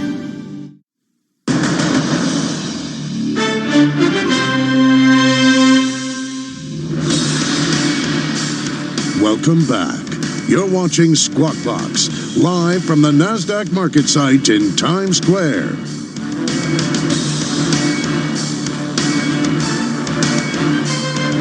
Good morning. Welcome back to Squawk Box. Take a look at U.S. equity futures at this hour. We'll show you what's going on with the Dow. We just got this news from Caterpillar not good. We'll talk about it in just a second, but the Dow turning south there at 54 points. It looks like it would open up down right now. NASDAQ off about 28 points. S&P 500 looking to open down about 4 points. As Andrew mentioned, Caterpillar just coming out with its earnings. The shares are plunging after the company came in with earnings of $2.66. That was well below the $2.88 the street was expecting for earnings per share. Revenue also well below at $12.8 billion versus $13.5 billion. Joining us right now is Rob Wertheimer. He is the founding partner at Melius Research. And Rob, they're lowering their guidance. Lots of bad news here. What happened? Yeah, well, so we'll see if it ends up bad or not. So what happens is, as the economy has been getting a little bit more uncertainty there, dealers have decided to take down their inventory. So CAT has independent dealers. They buy stuff from CAT. They sell it to people later on. And the worst thing you could have, honestly, is if they keep taking that up. If you get too far behind the curve on stocking up and then you have to cut later. So realistically, this is what you wanted to see. You to see them take fast action. That doesn't mean it's good, but it means it's, they're not getting behind the curve. We want them to take fast action, but it's not what the street was expecting. That stock's been up over 13% just over the last 2 weeks heading into this, as people thought maybe the news would be a little better. Yeah, we've seen mixed reports out of industrials. I think there's been inventory all throughout the system that's been coming out, right? So as people have sort of acknowledged that and taken it down, that's been, okay. For CAT, we cut estimates a month and a half ago or so. We saw in some of our data products that the production looked like it was coming in. We saw that as a positive. Now, if end demand isn't there, that's not good, right? But if we just sort of do an adjustment. They said that end demand is weaker than they had anticipated. Yeah, still not down a lot, right? No, but a little bit weaker, right? So just weaker than expected. So that's not yet terrible. Doing the right thing, but still could go either way. If they're down 5% on this news, does that sound like a buying opportunity to you then, or you want to take a wait and see approach? We'll see how the market reacts. But no, throughout this quarter, we've had some pretty weak results, and we've seen that the stock market's kind of come in. Investors are looking for estimate cuts. They're looking to get ahead of this sort of overhang of inventory, et cetera. So if we can sort of get through that, I'm not sure it's necessarily a bad thing. You could look at that. Well, now we just changed it, but if you look at the chart, it looks like comments about the trade war. It's like, we're going to get one, we're not going to get one. We're going to get a deal with China, we're not going to get a deal. We might get a deal with China, you're not getting a deal with China. But it's basically, is treading water good in this environment? It 100% looks like the trade war. And honestly, I think that confidence has started to weaken as that just drags on and on and on, right? So we've been whipsawed back and forth and back and forth. If we could get a resolution, that'd be a plus. In the meantime, sort of hold in there. Yeah. And if anything's weak and has people worried about recession, it's the manufacturing sector, but there's other things that aren't in line with what's happening in manufacturing. So this is probably not that big a surprise either. Not a shocker. Again, we've seen it. We've seen the trade war led people to bring in inventory, buy a little bit extra. Who knows what's going on? Let's make sure we stock up ahead of tariffs, and that's coming back out of the economy right now. Who else do you cover? Who else is in your universe? So we do machinery broadly, so Deere, truck stocks, Trimble, things like that. As a result of hearing this, because Caterpillar is blaming global economic weakness, what do you do with all the rest of those stocks? Look, again, I think investors are waiting for estimate cuts, right? Yeah. So there's been an anticipation of all this, and so far this earnings period, the stocks have actually held up pretty well in the midst of some cuts.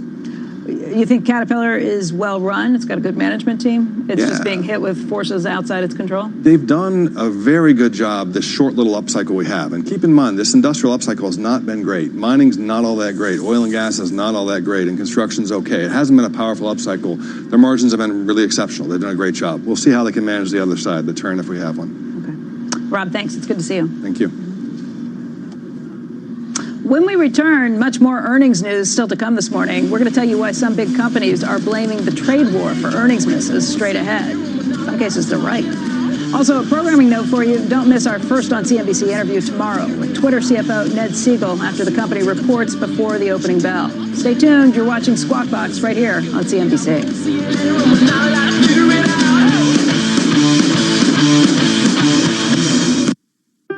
Teaching shapes lives.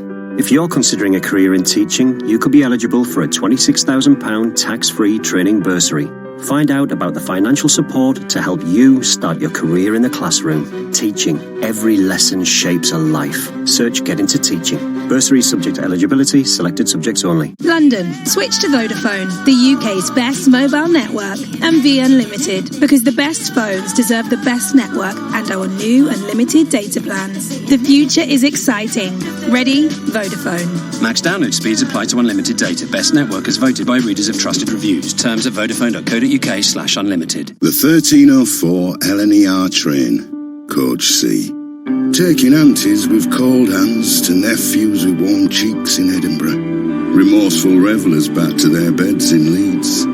Business mums gliding over the Forth Bridge towards adoring toddlers in Newcastle. And a band heading to London to our group of strangers in a tiny pub. This is us. These are our journeys. This is our LNER. The B&Q 3 for 2 offer is now on, including an unmissable 3 for 2 on tiles and flooring, like real wood and laminate. So hurry to B&Q. You can do it when you're 3 for 2 it. Excludes cut-to-measure flooring, flooring accessories and underlay. Every third item per single transaction in descending price order free. Offer ends November 3rd. See DIY.com. Hello? This is Dustin. I found something. Is anybody there? We hear you, Dustin. With Sky Q, you can easily catch up on epic Netflix shows like Stranger Things and then watch award-winning Sky originals like Chernobyl. Get Sky and Netflix all in one place on Sky Q for one surprisingly low price, just £25 a month. Visit sky.com and join today. Offer ends November 14th. 18-month minimum terms. Prices may change during contract. Requires Sky Q box connected to broadband. Set up from £20. Further terms apply.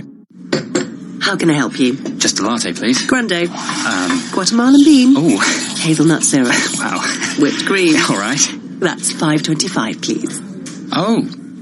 You can't always control what you spend, but you can save as you spend with Save the Change. When you use your Lloyds Bank debit card, we'll round up the amount to the next pound and transfer the difference to your nominated Lloyds Bank savings account.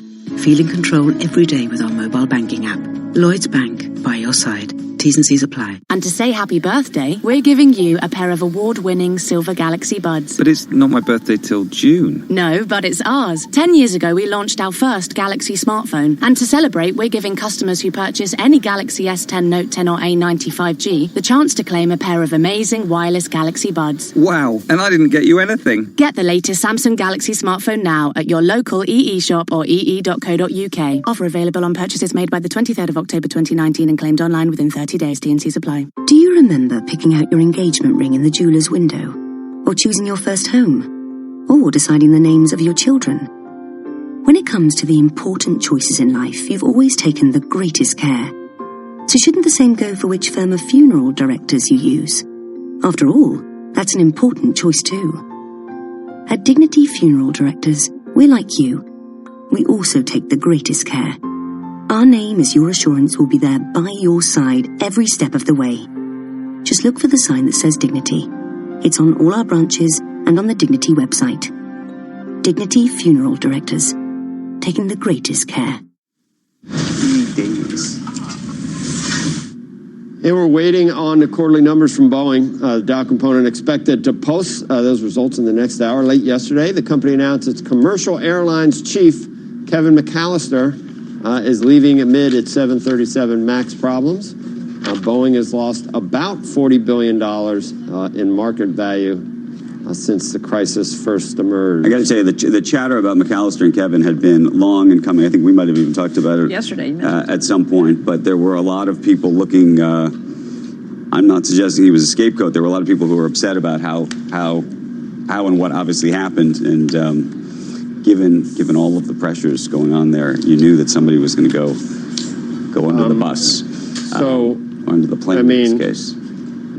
You know who Kevin McAllister was, right? I mean, do you not remember? Or you're talking about a movie reference now. Well, I mean, it's more than coincidence, I think. I mean, if you take a shot at me, I thought I was not remembering correctly, but that's his name. His last name was McAllister? Kevin McAllister. Bratty, 8-year-old Kevin McAllister. So, I mean, I know I heard it before. You don't remember things like that. Is it just my insanity, I guess, my own personal... Yes. Is it really, sort of? Sort of. Well, I mean, certainly that... I guess that's... when he heard about last night, probably a similar... anyway. Let me tell you about Whirlpool's third quarter revenues, because they missed forecasts I don't even know how to translate. That's his name. Hurt by lower sales of appliances in Latin America. The company has raised prices twice this year to counter higher costs from U.S. tariffs on steel and aluminum, but it says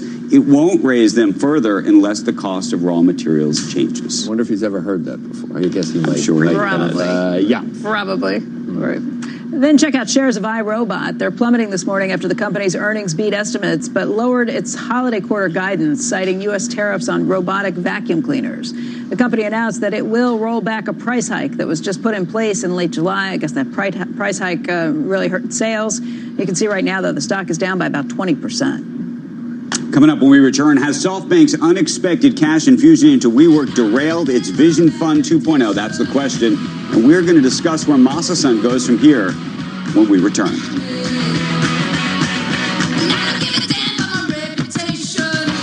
The problem with traditional cotton sheets. London, switch to Vodafone, the UK's best mobile network, and V Unlimited, because the best phones deserve the best network and our new unlimited data plans. The future is exciting. Ready? Vodafone. Max download speeds apply to unlimited data. Best network as voted by readers of trusted reviews. Terms at vodafone.co.uk/unlimited. Introducing the Vauxhall Corsa Black Alloys Sat-Nav, sports seats, heated steering wheel and much, much more as standard edition. Or the Corsa Griffin for short. For just $169 a month and $169 initial rental while stocks last. All Griffin, no bull. Search Corsa Griffin. Available at participating retailers. Personal contract hire on Corsa Griffin 3-door 1.475 PS. Subject to status, T's and C's 18+. Initial rental $169 plus 47 months at $169. Contracted mileage 24,000. You will not own the car. Vauxhall Finance Leasing. This autumn, as the nights draw in, beat the cold with Now TV. Curl up with the latest blockbusters, including Bohemian Rhapsody and Hotel Mumbai. Plus, with over 40 new movies added each month, from Aquaman to How to Train Your Dragon 3, Now TV's got you covered, wherever you feel like watching. Get cozy with the latest and best movies for just $11.99 a month. Search Now TV today. 18+ month passes auto-renews unless cancelled. Terms apply. There's It's a Wednesday Morning happy. Listening to a banger happy. There's no traffic on the M1 happy. England won the Ashes happy. There's only 63 days until Christmas happy. It's almost lunchtime happy. Got a free brake check happy. You get that kind of happy from QuickFit in Watford. Book online now at quickfit.com and drive away happy. Terms and conditions apply. Sean, tell us about your upcoming Shaun the Sheep movie. Oh yeah, that was a good bit. Really? I never looked at it that way. Wow, you do your own stunts. Wait, that's my line. See Farmageddon, a Shaun the Sheep movie, as part of your year of endless adventures with Meerkat movies. Oh, spoiler alert, you just gave away the ending. Qualifying purchase required. Tuesdays or Wednesday. Participating cinemas. Standard ticket only. Cheapest ticket free. One membership for 12 months. Conditions apply. And to say happy birthday, we're giving you a pair of award-winning Silver Galaxy Buds. But it's not my birthday till June. No, but it's ours. 10 years ago, we launched our first Galaxy smartphone. And to celebrate, we're giving customers who purchase any Galaxy S10, Note 10 or A90 5G the chance to claim a pair of amazing wireless Galaxy Buds. Wow, and I didn't get you anything. Get the latest Samsung Galaxy smartphone now at your local O2 shop or o2.co.uk. Offer available on purchases made by the 23rd of October 2019 and claimed online within 30 days. T&C supply. Welcome back to Squawk Box. SoftBank just announcing it will take control of WeWork in a move expected to value the co-working company at about $8 billion. My understanding is actually it's probably closer to $7 billion this round. That is. All in for SoftBank, it'll be about $15 billion. At least that'll be their high watermark in terms of trying to find a profit. Let's talk more about the impact, though, on Masasan's other big VC investments, including Uber, Slack, and DoorDash, and this plan to raise this Vision 2.0 fund. Bob Safian is here. He's the founder of the Flux Group and former editor-in-chief of Fast Company. Good morning. Good morning, Andrew. So, good morning. The big question is, Masasan basically stormed the gates, if you will, of Silicon Valley in the United States over the last 3 or 4 years. Yes. He became the de facto buyer for so much of this technology world. You saw the valuations of everything go up materially. He's now trying to raise a second one. What does the WeWork story mean to everything else? So, I mean, Masa-san is a true believer, right, that new technologies and new processes are going to change our future. And he's invested money in that. He's made a ton of money in that, right? But, you know, when you're out on the frontier, you're sometimes going to hit some roadblocks along the way, right? And he is living in that reality right now. You know, he has been an accelerant on valuations across Silicon Valley and startups.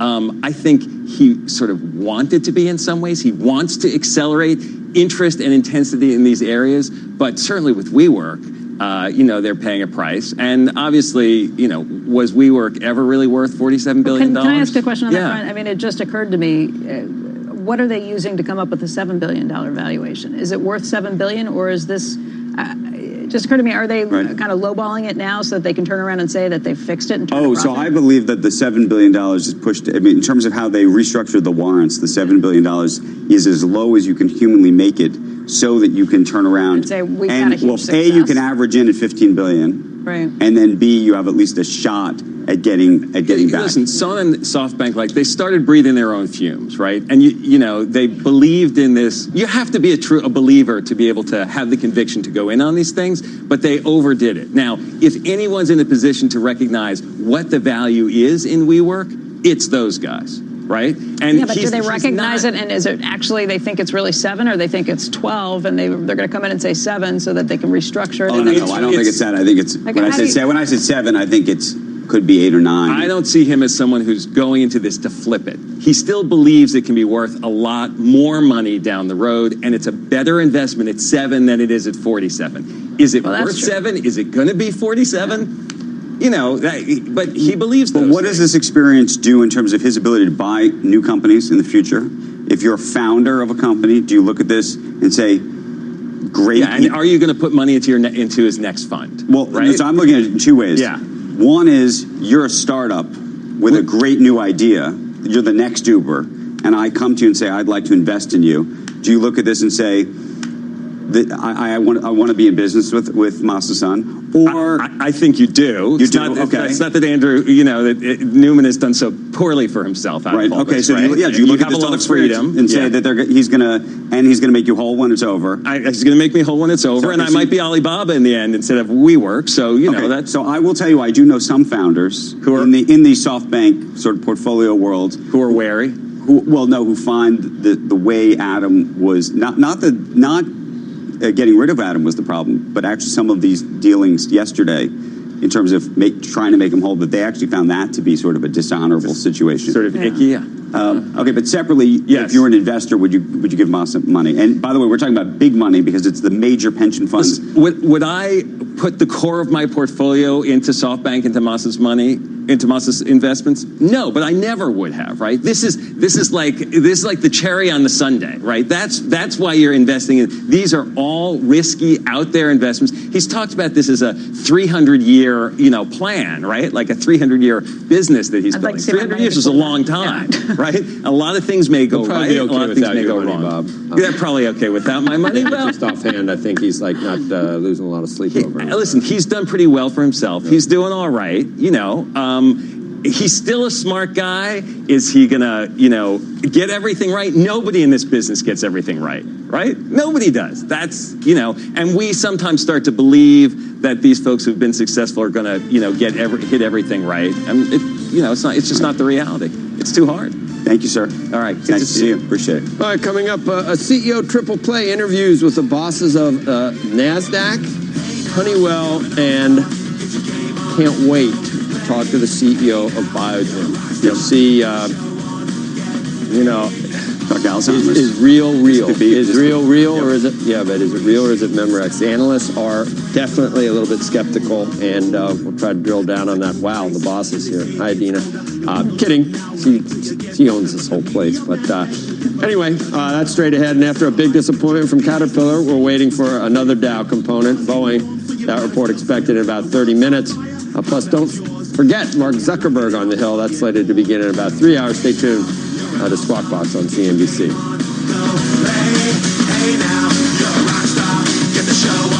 London, switch to Vodafone, the UK's best mobile network, and Be Unlimited, because the best phones deserve the best network and our new unlimited data plans. The future is exciting.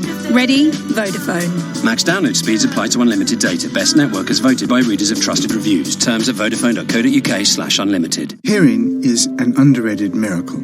Intimate whispers, the lushness of symphonies, the soothing patter of rain on leaves. If you had that taken away from you, it would be a massive loss for most of us. Almost all of us go every day without really stopping to think about just how important it is to us. Audible presents The Body, a guide for occupants, written and read by Bill Bryson, including original bonus material exclusively available at Audible. Listen free as part of your 30-day trial, $7.99 a month after 30 days, renews automatically. There's It's a Wednesday Morning happy.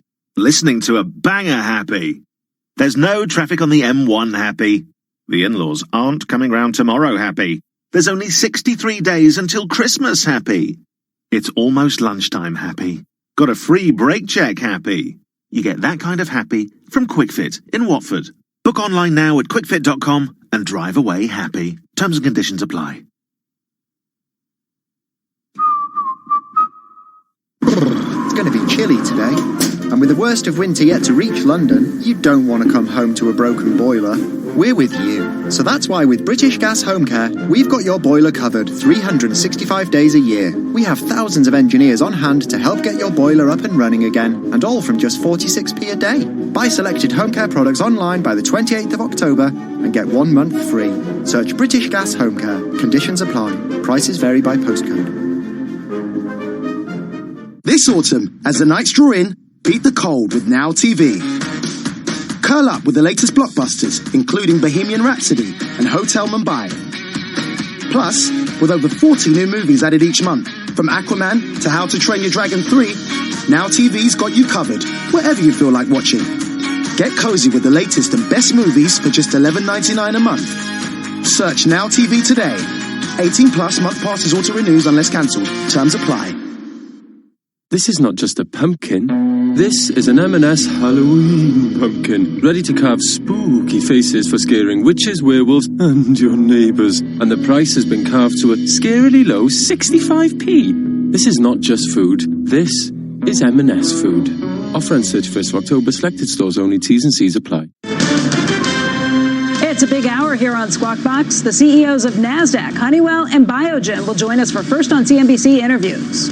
Boeing set to report quarterly results, the market-moving numbers and analysis straight ahead. And Mark Zuckerberg back on the Hill today, this time answering questions about the company's crypto ambitions. A preview of today's hearing is straight ahead as the second hour of Squawk Box begins right now.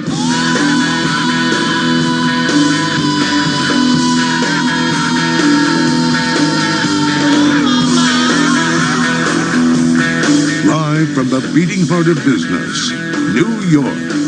This is Squawk Box.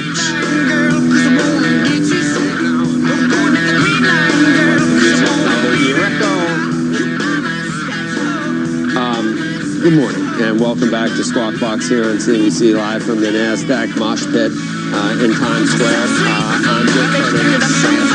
It is a mosh pit. That's Greco's best skill is driving you crazy with music. I'm Joe Kernan, along with Becky Quick and Andrew Ross Sorkin, U.S. equity futures down about 66 after Caterpillar had some worse than expected bottom line, top line outlook, but we had an analyst on saying at least they're managing inventories and not letting things build up. So it could be near term instead of a nagging long term issue. We'll see. Yeah, it depends on in demand. That's what he said. Let's get you caught up on some of those stories. As Joe mentioned, Caterpillar is taking a hit in the pre-market trading. It came in with a report that was lower than expected in terms of earnings. Also in terms of revenue for the third quarter, they were talking about earnings of $2.66. The street had been expecting $2.88, so that was a 22-cent miss. Caterpillar also cut its full-year outlook. The heavy equipment maker says that dealers are cutting inventories, and end-user demand is below its prior expectations. They did say there was still demand growth, just less than they had been anticipating before. That stock I've seen down by as much as 6.5% this morning, but right now it's indicated down by about 4.5%. A decline of $6.20 to $127.49. Mortgage applications tumbled by 11.9% last week, according to new figures from the Mortgage Bankers Association. Both refinancing activity and new purchase applications came in lower. The average 30-year mortgage rate jumped by 10 basis points to 4.02%. And Netflix has raised $2.2 billion in a sale of junk-related debt. The video streaming service is raising money to try and invest in new content in the race of increasing competition, most notably the soon-to-launch Disney Plus service. The stock right now down by about 39 cents. It was down a couple of percent yesterday after hearing that Verizon was going to allow its subscribers to get Disney Plus for free for the first year.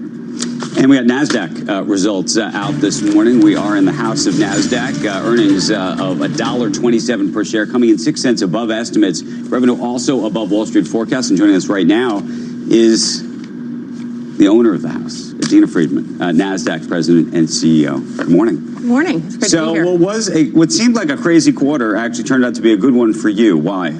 Actually, all of our businesses performed well. So we had 6% overall organic growth and 8% growth in the non-trading businesses. And we do tend to focus on those because those are where we have a lot of demand coming in from international exchanges. The non-trading businesses. That's right. Our broker-dealers who are buying technology from us, as well as our data analytics business.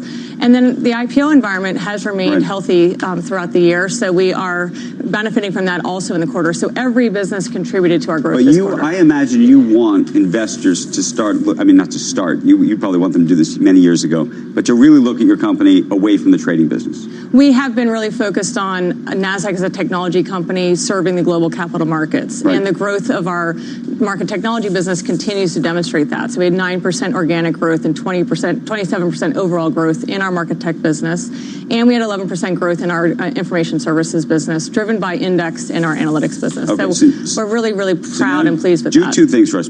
Project out to the extent you can what you think the next quarter or two looks like, both in terms of how, and because this goes to both CapEx, how companies are thinking and how healthy they are in terms of spending on products that you're selling. And then the other side of it, which is to the extent you believe that markets and trading and IPOs also are all interconnected to this. Sure. Well, on the market technology side of the broker-dealer community, there are a lot of trends that are really driving demand for our technology. And one of them actually is striving for efficiency, because we can offer market technology third-party services that are cheaper than them being able to build them internally. And then they also get the benefit of better performance in their trading systems so that they can actually compete more effectively. So they're looking for efficiency, alpha, and more regulatory services that help them avoid fines.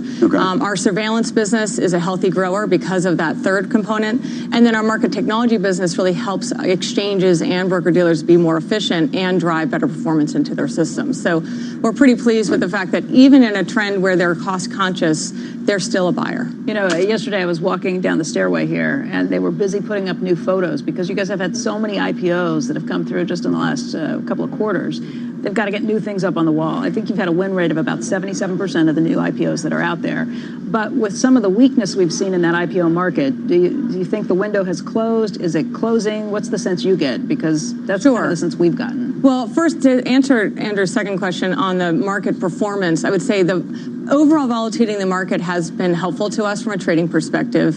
And then the IPO environment, you're right, Becky, that we have had a 76% win rate so far this year, about 147 IPOs through the third quarter. And when we looked at the rest of the year and into 2020, we actually have not been anticipating that the fourth quarter was going to have as many IPOs as we've had in the second and the third quarter. And that will likely be the case, but that has been something we've expected for several months now.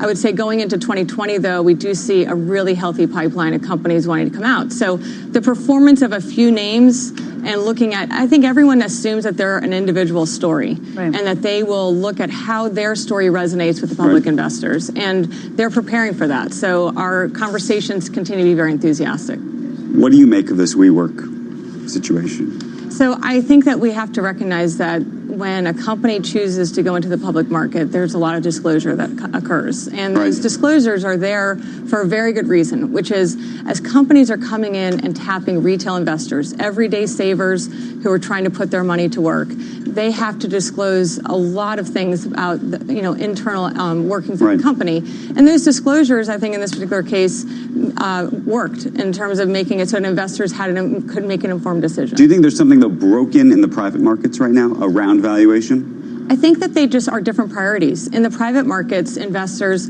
are really, really focused on hyper growth. They'll look at anything that has a really big total market opportunity and your ability to attract that market opportunity into your business. And they're really focused on growth. Right. Public investors are looking for profitable growth. And so they really are more focused on how do you drive that growth into profitability and how do you then generate profitable growth. Those are two different things. They're two different priorities. So as I think private investors, as they're thinking about starting to move their companies towards the public markets, they also should think about how do they help the companies drive towards that view of profitable growth. But how do you think everybody got this one so wrong? And the reason I ask is because there's a lot of real people who've been injured by this. Employees who were lured to this company under the assumption that this company was going to go public at even if you didn't believe $47 billion, if you thought $40 billion or $35 billion, at a time, by the way, when some of the companies who underwrite these IPOs on your exchanges, the Goldman Sachs of the world, the Morgan Stanleys, are saying this thing, and they're telling Adam Neumann, and this is not a defense of Adam Neumann, but they're telling him, we think we might be able to get $80 billion for you. We might be able to give it $100. How do you look at that? And by the way, you are also in the private markets. You're not just a public-facing right. We do support companies who do secondary transactions in the private markets. Right. So people like Adam were actually able to get out of some of his own stock through private markets. So we're not going to talk about, I'm not going to talk about any specific company, but I would look at it and say, okay, let's look at it from a process perspective. I think that there are certain disclosures that occur in the private markets among a relatively professional investor audience. And it is up to the professional investors to make sure that they're digging into what they need to know in order to make an informed decision. But it's up to them because there's no disclosure regime in the private markets. In the public markets, there's a very robust... Do you think there should be, though, in a time when so many public investors through BlackRock, T. Rowe Price, Fidelity, and others are now buying into private companies through private markets? So as you go to the public markets, you have a very, very specific public disclosure regime. I think that if you want to look at the professional investors, the big funds, the big VC firms, they have the ability to go in and probe as much as they can. And if they're not comfortable with the ability for them to probe into the company, then they can make a choice not to make an investment. But that's why those types of companies are put into the hands of professional investors who may be acting on behalf of retail, but they are professional investors who can do their own work. And that's a huge distinction that the SEC has made for a long time, which is if you're a high net worth investor or you're a qualified purchaser, which is a very, an institution, you have the ability to do a lot more to get information that you need, but it's kind of up to you. The minute it goes into the public markets, that's when the SEC says, but not every retail investor individually can go in and find that information out themselves. So that's when the disclosures come in. And to me, that is the difference between the private market and the public market, and it comes with different risks. Final question for me. Jay Clayton, who runs the SEC, made a comment back at our Delivering Alpha conference about this idea that oftentimes, or too often these days, IPOs are really just a liquidity event for a company as opposed to part of a longer journey. And how do you get private companies that have been private for so long to start thinking we need to get public earlier so that actually the public investor can participate in some of the growth? Yeah, we've definitely been advocating for a long time that we really would like to see companies tapping the public market sooner. And what we've discussed with Jay Clayton, Chairman Clayton, is what's the regulatory regime that exists that keeps companies from wanting to go public earlier? And part of that is the shareholders. It's definitely the view that actually, there's certain elements of the system that make it much harder to be a public company. And I would argue that some elements of the proxy process are really not really designed to be favorable towards public companies. Look, I'd say it's just and then there are other elements as well. There's so much liquidity out there. If I don't have to go to the public markets, it's a lot more regulatory oversight. It's a lot more headaches. It's a lot more bureaucratic red tape to jump through. Yeah, and we've always said that you've got this really ready capital available in the private markets against a public system that does require a lot of discipline. For good reason. We're happy to have that discipline so long as the discipline is really designed to allow investors to make an informed decision. Right. But there are other disciplines in the public markets that make it harder to go and just operate your company. So we want to try to get rid of those but maintain that disclosure regime, which we're really proud of.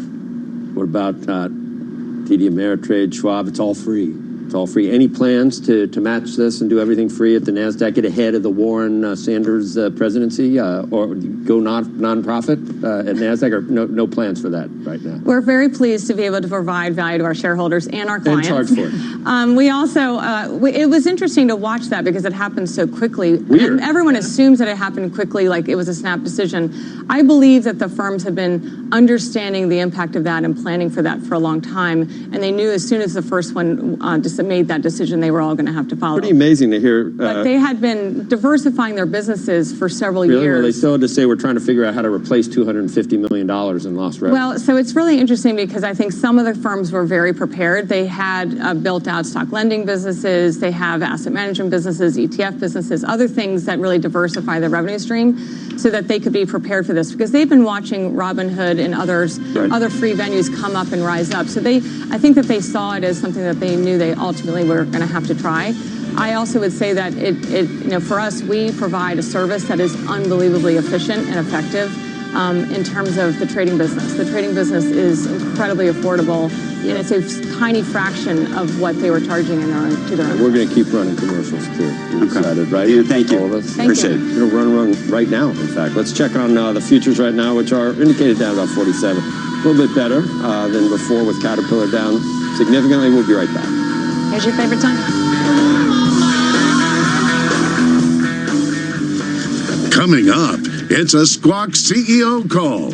The CEOs of Honeywell and Biogen join us to discuss business, earnings, and the state of the economy. Plus, the market-moving news of the day. Boeing quarterly results will be released. And later, Senator Marco Rubio joins us to discuss his tough stance on China. Squawk Box returns after a break.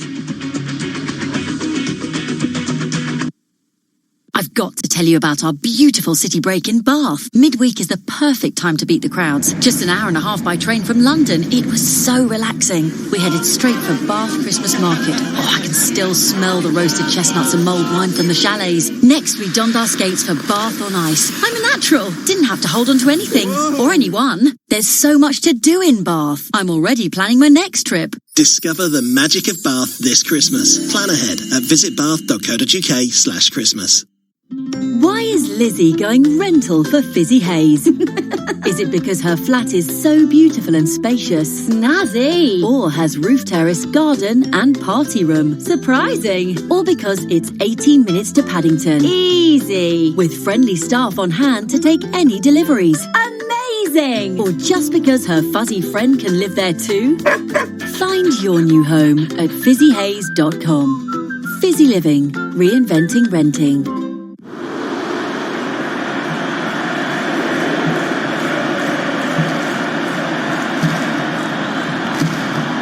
They don't chant your name when you give blood, or sing songs about you. But patients and their families will remember you forever. Because your blood can change their lives. We need more blood donors in Tooting, the West End and Edgware. Bleed for London. Join us today at blood.co.uk. You're in charge of hiring, and Indeed has solutions, like online skills tests, which let a candidate show that they are the right hire. And we give you this toy monkey, who will bang its cymbals when the right CV appears on your desktop. Okay, there is no monkey. There is no monkey. But there are online skills tests. See why more than 250,000 companies in the UK use Indeed for hiring. Visit Indeed.com/try today to try skills tests for free today. Terms and conditions apply. Time is money. Or so money says. Well, money. I know you like to dictate every hour of every day, add to my to-do list and throw the odd spanner in the works. But not anymore. This is my business, and I run it on my watch. I'm in control now, money. And times are changing.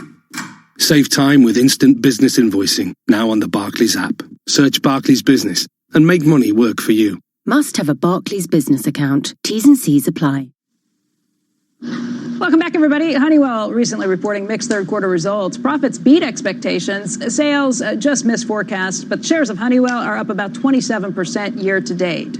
And since our next guest took the helm back in 2017, that stock is up by 40%. Whoa. Joining us right now on set is Darius Adamczyk. He is the chairman and CEO of Honeywell. And Darius, thanks for joining us. It's great to see you. It's a pleasure to be here. I love the show. It's a good number. We love having you. It is. We'll 40% is a Got a strong capitalist number. in there running the place now. It's awesome.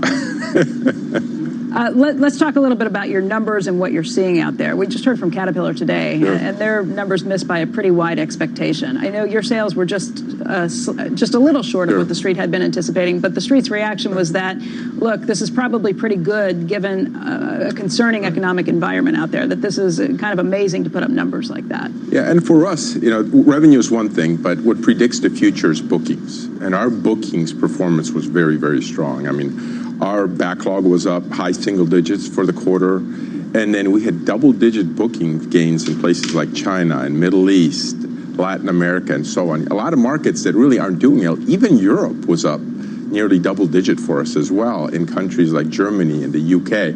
Now, one soft spot in Italy, but that's probably not totally unexpected. But overall, we're actually not seeing the softening of the environment. Actually, I was very pleased with the bookings, which is really a predictor of our future. Well, do you think the economies are better than anticipated there, or are you taking market share from other players? Yeah, I think we're taking some share in some of the segments. We're doing really well. I think it's part of our strategy. I mean, the way we think about high growth regions is we want to be local for local. So whether we participate in China, whether we play in India, we have a whole comprehensive supply chain there, all the way from the innovation stage, all the way through delivery, marketing, sales, et cetera. And that's proven to be a formula for success. So we're continuing to do well. I mean, does that make you more immune from the trade talks and trade concerns that seem to rocket everybody else? If your supply chain is local, maybe you don't get hit by some of the same tariffs. I think, from a pure tariff perspective, I think we've managed that well. But obviously, I think I'm pretty much consistent with every other CEO, particularly multinational CEOs. We would love to see this resolved. We'd like to have a fair trade resolution between China and the U.S. Hopefully that will happen. There was a little bit of progress earlier this month. We hope that that energy continues, that momentum continues, and for the talks in Chile, there's a broader resolution. So that's something, not just from a pure tariff perspective, but just the trust and confidence factors in both directions. And, hopefully the two administrations will come together and get something done. It is surprising when you see the rise of nationalism in so many different places that you're able to still get higher bookings coming in from some of those countries, particularly China, maybe some of the places like the EU, where we've had some tensions that have really ratcheted up between the two nations. How do you navigate that? Yeah, we've been, like I said, I think we've been focused on local solutions. For example, we have very few expats in Honeywell these days. Very, very few. I mean, probably less than 20 across the globe. Wow. And so we really believe in kind of a local for local mindset in terms of the solutions, they're custom fit for that market. That's what's really enabled us to take share and continue to grow in these economies, is we don't necessarily act like a U.S. company, we act like a local company.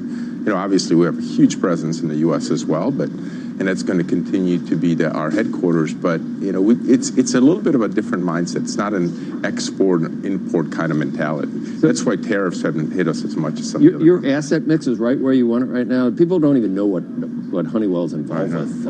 I think at this point. Well, as you know, we ran a few commercials, including on your network here, because part of it, I was a little bit frustrated. Everybody thinks of us as the thermostat company. Well, actually, we don't actually make thermostats anymore. That's part of Resideo. It's a business we spun last year. Whether we think about aviation, building controls, oil and gas segment, warehouse automation, these are all segments that we play in. So we play in some very important segments. Why you've always been such a great target for other companies, because obviously you're $120 billion market cap now, and they were trying to buy you at $50, $60, $70 billion. And now you may go past UTX at this point. I think you're similar market caps right now. Past GE. Past GE. You have one division that doesn't get a lot of attention, which is quantum computing. How far along are you? And the reason I'm curious about it is Google just came out with an announcement yesterday that they had reached quantum supremacy. Superior supremacy. Yeah. Oh, well, good for them. I mean, I think for us, it's it's what I call a breakthrough initiative. So we have these things within Honeywell which we fund, and we think that that's going to change the trajectory of our growth. I fully realize some of them will not come to fruition. Some of them will. With quantum, and I've done a lot of kind of studying exactly what quantum is, how it works. Spent a lot of time out on the West Coast. And we have something new and unique. I mean, so much so that I believe this is going to be a revenue-generating venture. And just to, when you look at I'm a computer engineer by education. A quantum computer looks nothing like a digital computer. It looks like a science project and a reactor. So I think we're going to be, we're getting great interest. I think it is going to be revenue-generating next year. And I think it's a promising technology. And the reason we're in it is one of the fundamental technologies that you need is controls. At the base of it all, what we do across all of our portfolio, we're much more of a technology company than an industrial company. And the control technologies are our core area of expertise. That's why we're doing it. In your daily life, you have an MBA from Harvard, but both of your undergraduate degree and the master, both in EE, electrical engineering, and computer science. What do you use? Do you use them all? Are there days where the engineering background comes into play? It is helpful. It is helpful. I mean, I'm very comfortable with numbers and analysis, and I like to make fact-based decisions based on data to the extent you can. I mean, you can overdo that because if you're looking for perfect decision-making with perfect data, you're never going to make any decisions. So I do find it helpful, but in the mid-'90s, I had a little bit of an epiphany and said, do I really want to be an engineer for the rest of my life? And kind of changed course and said, no, I really love business. I love bringing technologies to the marketplace. I love being CEO of Honeywell because it is essentially a technology company. Yeah. So my background does help in terms of... You emigrated when you were 11 from Poland. Correct. Do you have residual... Do you remember what the difference in the way things are approached in life from Poland? Well, sure, a little bit. I mean, does it make... Yeah. There are people that come from Hungary, people that come from maybe countries where it's not quite the same as here. Does it make you appreciate? Oh, absolutely. You do. This country's been terrific for me. I mean, I've really came here without speaking the language, kind of landed, and my grandfather's been here a bit longer, but I came here, and the kind of opportunities I've had has been terrific. Yeah. So I'm definitely a patriot of this country. Awesome. Great. Thank you. Thank you. And we hope to, this. Once people come on, they usually want to come on Squawk again and again and again for earnings or for any corporate news or anything. Thing. So we'd love to have you. Oh, no, it'd be great. I love it. Like I said, I'm not just kidding. You can ask my assistant. You guys are on every morning in my office. So you don't have to leave that quickly. You can stay right there. Thank you so much for commercial. joining us. We do appreciate it. Yeah. We do. And 40%. That's 40% since you took the helm back in 2017. What I didn't think was a really low level because Honeywell had outperformed. Honeywell had done very well up to a lot of its peers already. Yeah. Well, for the last decade, we actually outperformed the S&P and the XLI by 2x. And out of those 10 years, only 1 year did we do worse than the XLI. I think everybody should have an engineering degree and then go into English Lit or French Renaissance poetry. But you should have to have the EE degree to start. I don't have one, but I wish I did. It's a little painful to get one. It is. That's what I mean. All right. Darius, thanks. Thank you. Coming up, quarterly results from Boeing, what the company may or may not say about the return of the 737 MAX, and the future of the executive team. Squawk Box returns after a quick break.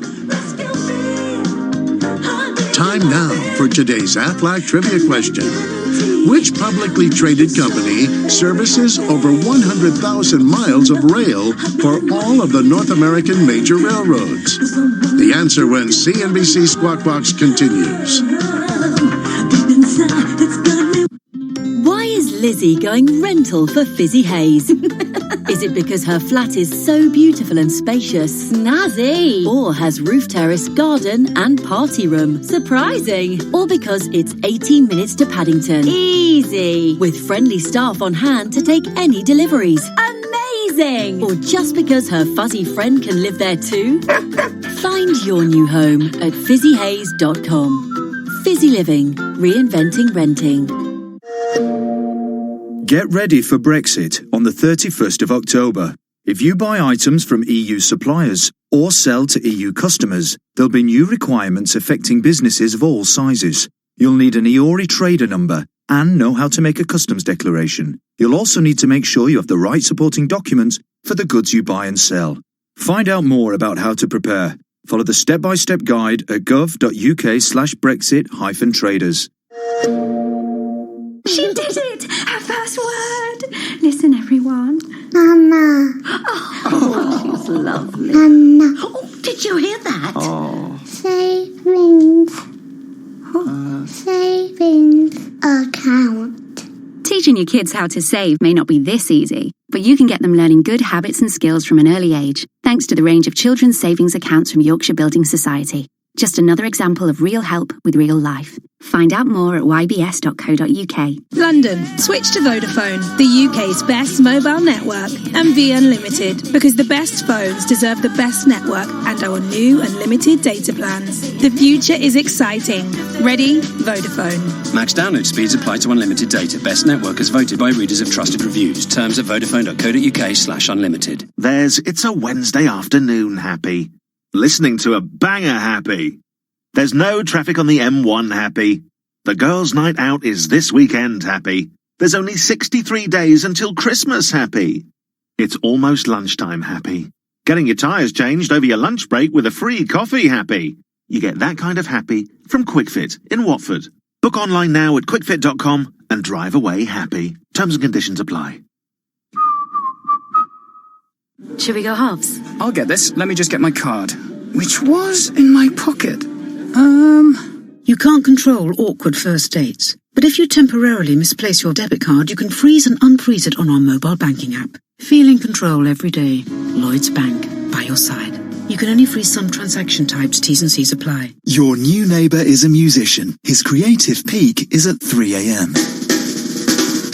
They're doing roadworks next to your house. Your dog thinks he's a wolf at night. There's always a reason to travel. Fly with Lufthansa's incredible fares around the world. For example, to Bangkok, Shanghai, or Singapore. Book now on Lufthansa.com. Conditions apply. Say yes to the world. Lufthansa. It's going to be a bit chilly today. And with the worst of winter yet to reach London, you don't want to come home to a broken boiler. We're with you. So that's why with British Gas Home Care, we've got your boiler covered 365 days a year. We have thousands of engineers on hand to help get your boiler up and running again, and all from just 46p a day. Buy selected home care products online by the 28th of October and get 1 month free. Search British Gas Home Care. Conditions apply. Prices vary by postcode. Hello? This is Dustin. I found something. Is anybody there? We hear you, Dustin. With Sky Q, you can easily catch up on epic Netflix shows like Stranger Things and then watch award-winning Sky originals like Chernobyl. Get Sky and Netflix all in one place on Sky Q for one surprisingly low price. Just £25 a month. Visit sky.com and join today. Offer ends November 14th. 18-month minimum terms. Prices may change during contract. Requires Sky Q box connected to broadband. Set up from £20. Further terms apply. Can I have chemo at home? It's only suitable for a couple of types of cancer.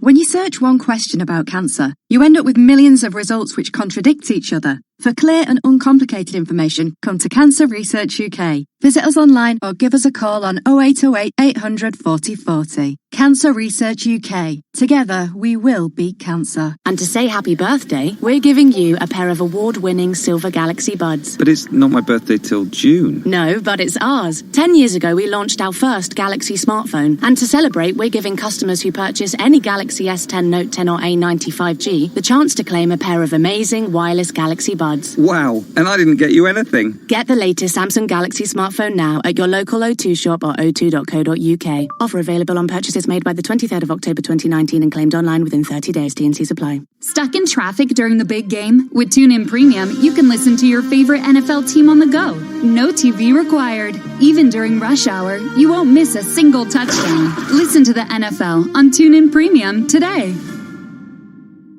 Hi, this is Brian Weber, host of NFL First and Goal, every Sunday, kicking off at 1 Eastern, only on TuneIn Premium. Be sure to listen this Sunday for the ultimate football fan experience, featuring 7 hours of commercial-free coverage of every scoring play around the NFL.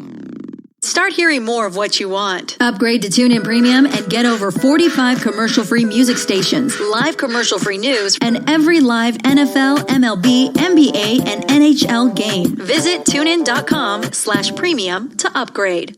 $1 billion.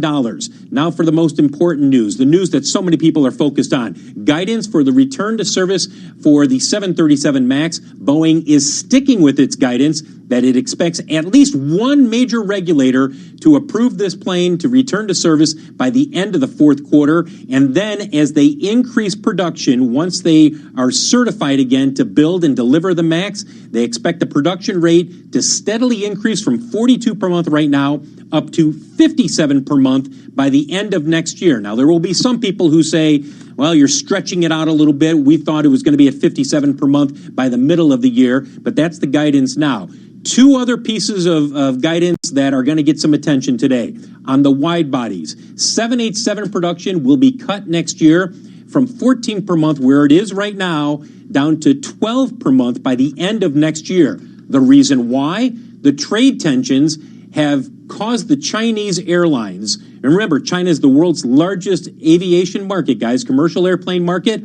It's caused them to hold off on placing orders. So as a result, Boeing is saying, we're not seeing the order activity that we expected out of that market. The prudent thing to do is to cut 787 Dreamliner production down to 12 per month by the end of next year. And then there's the 777X, which is the next major airplane that the company is building. Originally, they planned on first deliveries at the end of next year. That's now sliding back. First deliveries of the 777X coming by early 2021. So again, guys, a big miss in terms of Q3 earnings, $1.45 share compared to the expectation of $2.09 or $2.07 per share. But guys, back to you. You see what I'm saying, though, Phil? It's down 2%. Yeah. I don't know. I don't think it's. I don't think that's going to dictate the trading. Really, right? You're saying, are you asking, is that base going to be there? Is that support going to hold there in that 330 range? I'm asking you. Do you think that it's already come down will. so much? Joe, here's the reason why I think it holds. It holds because even though the MAX continues to be plagued with these problems, and they just had this leadership change of Boeing commercial airplanes, look at the backlog there. If you look at the backlog, it has not changed.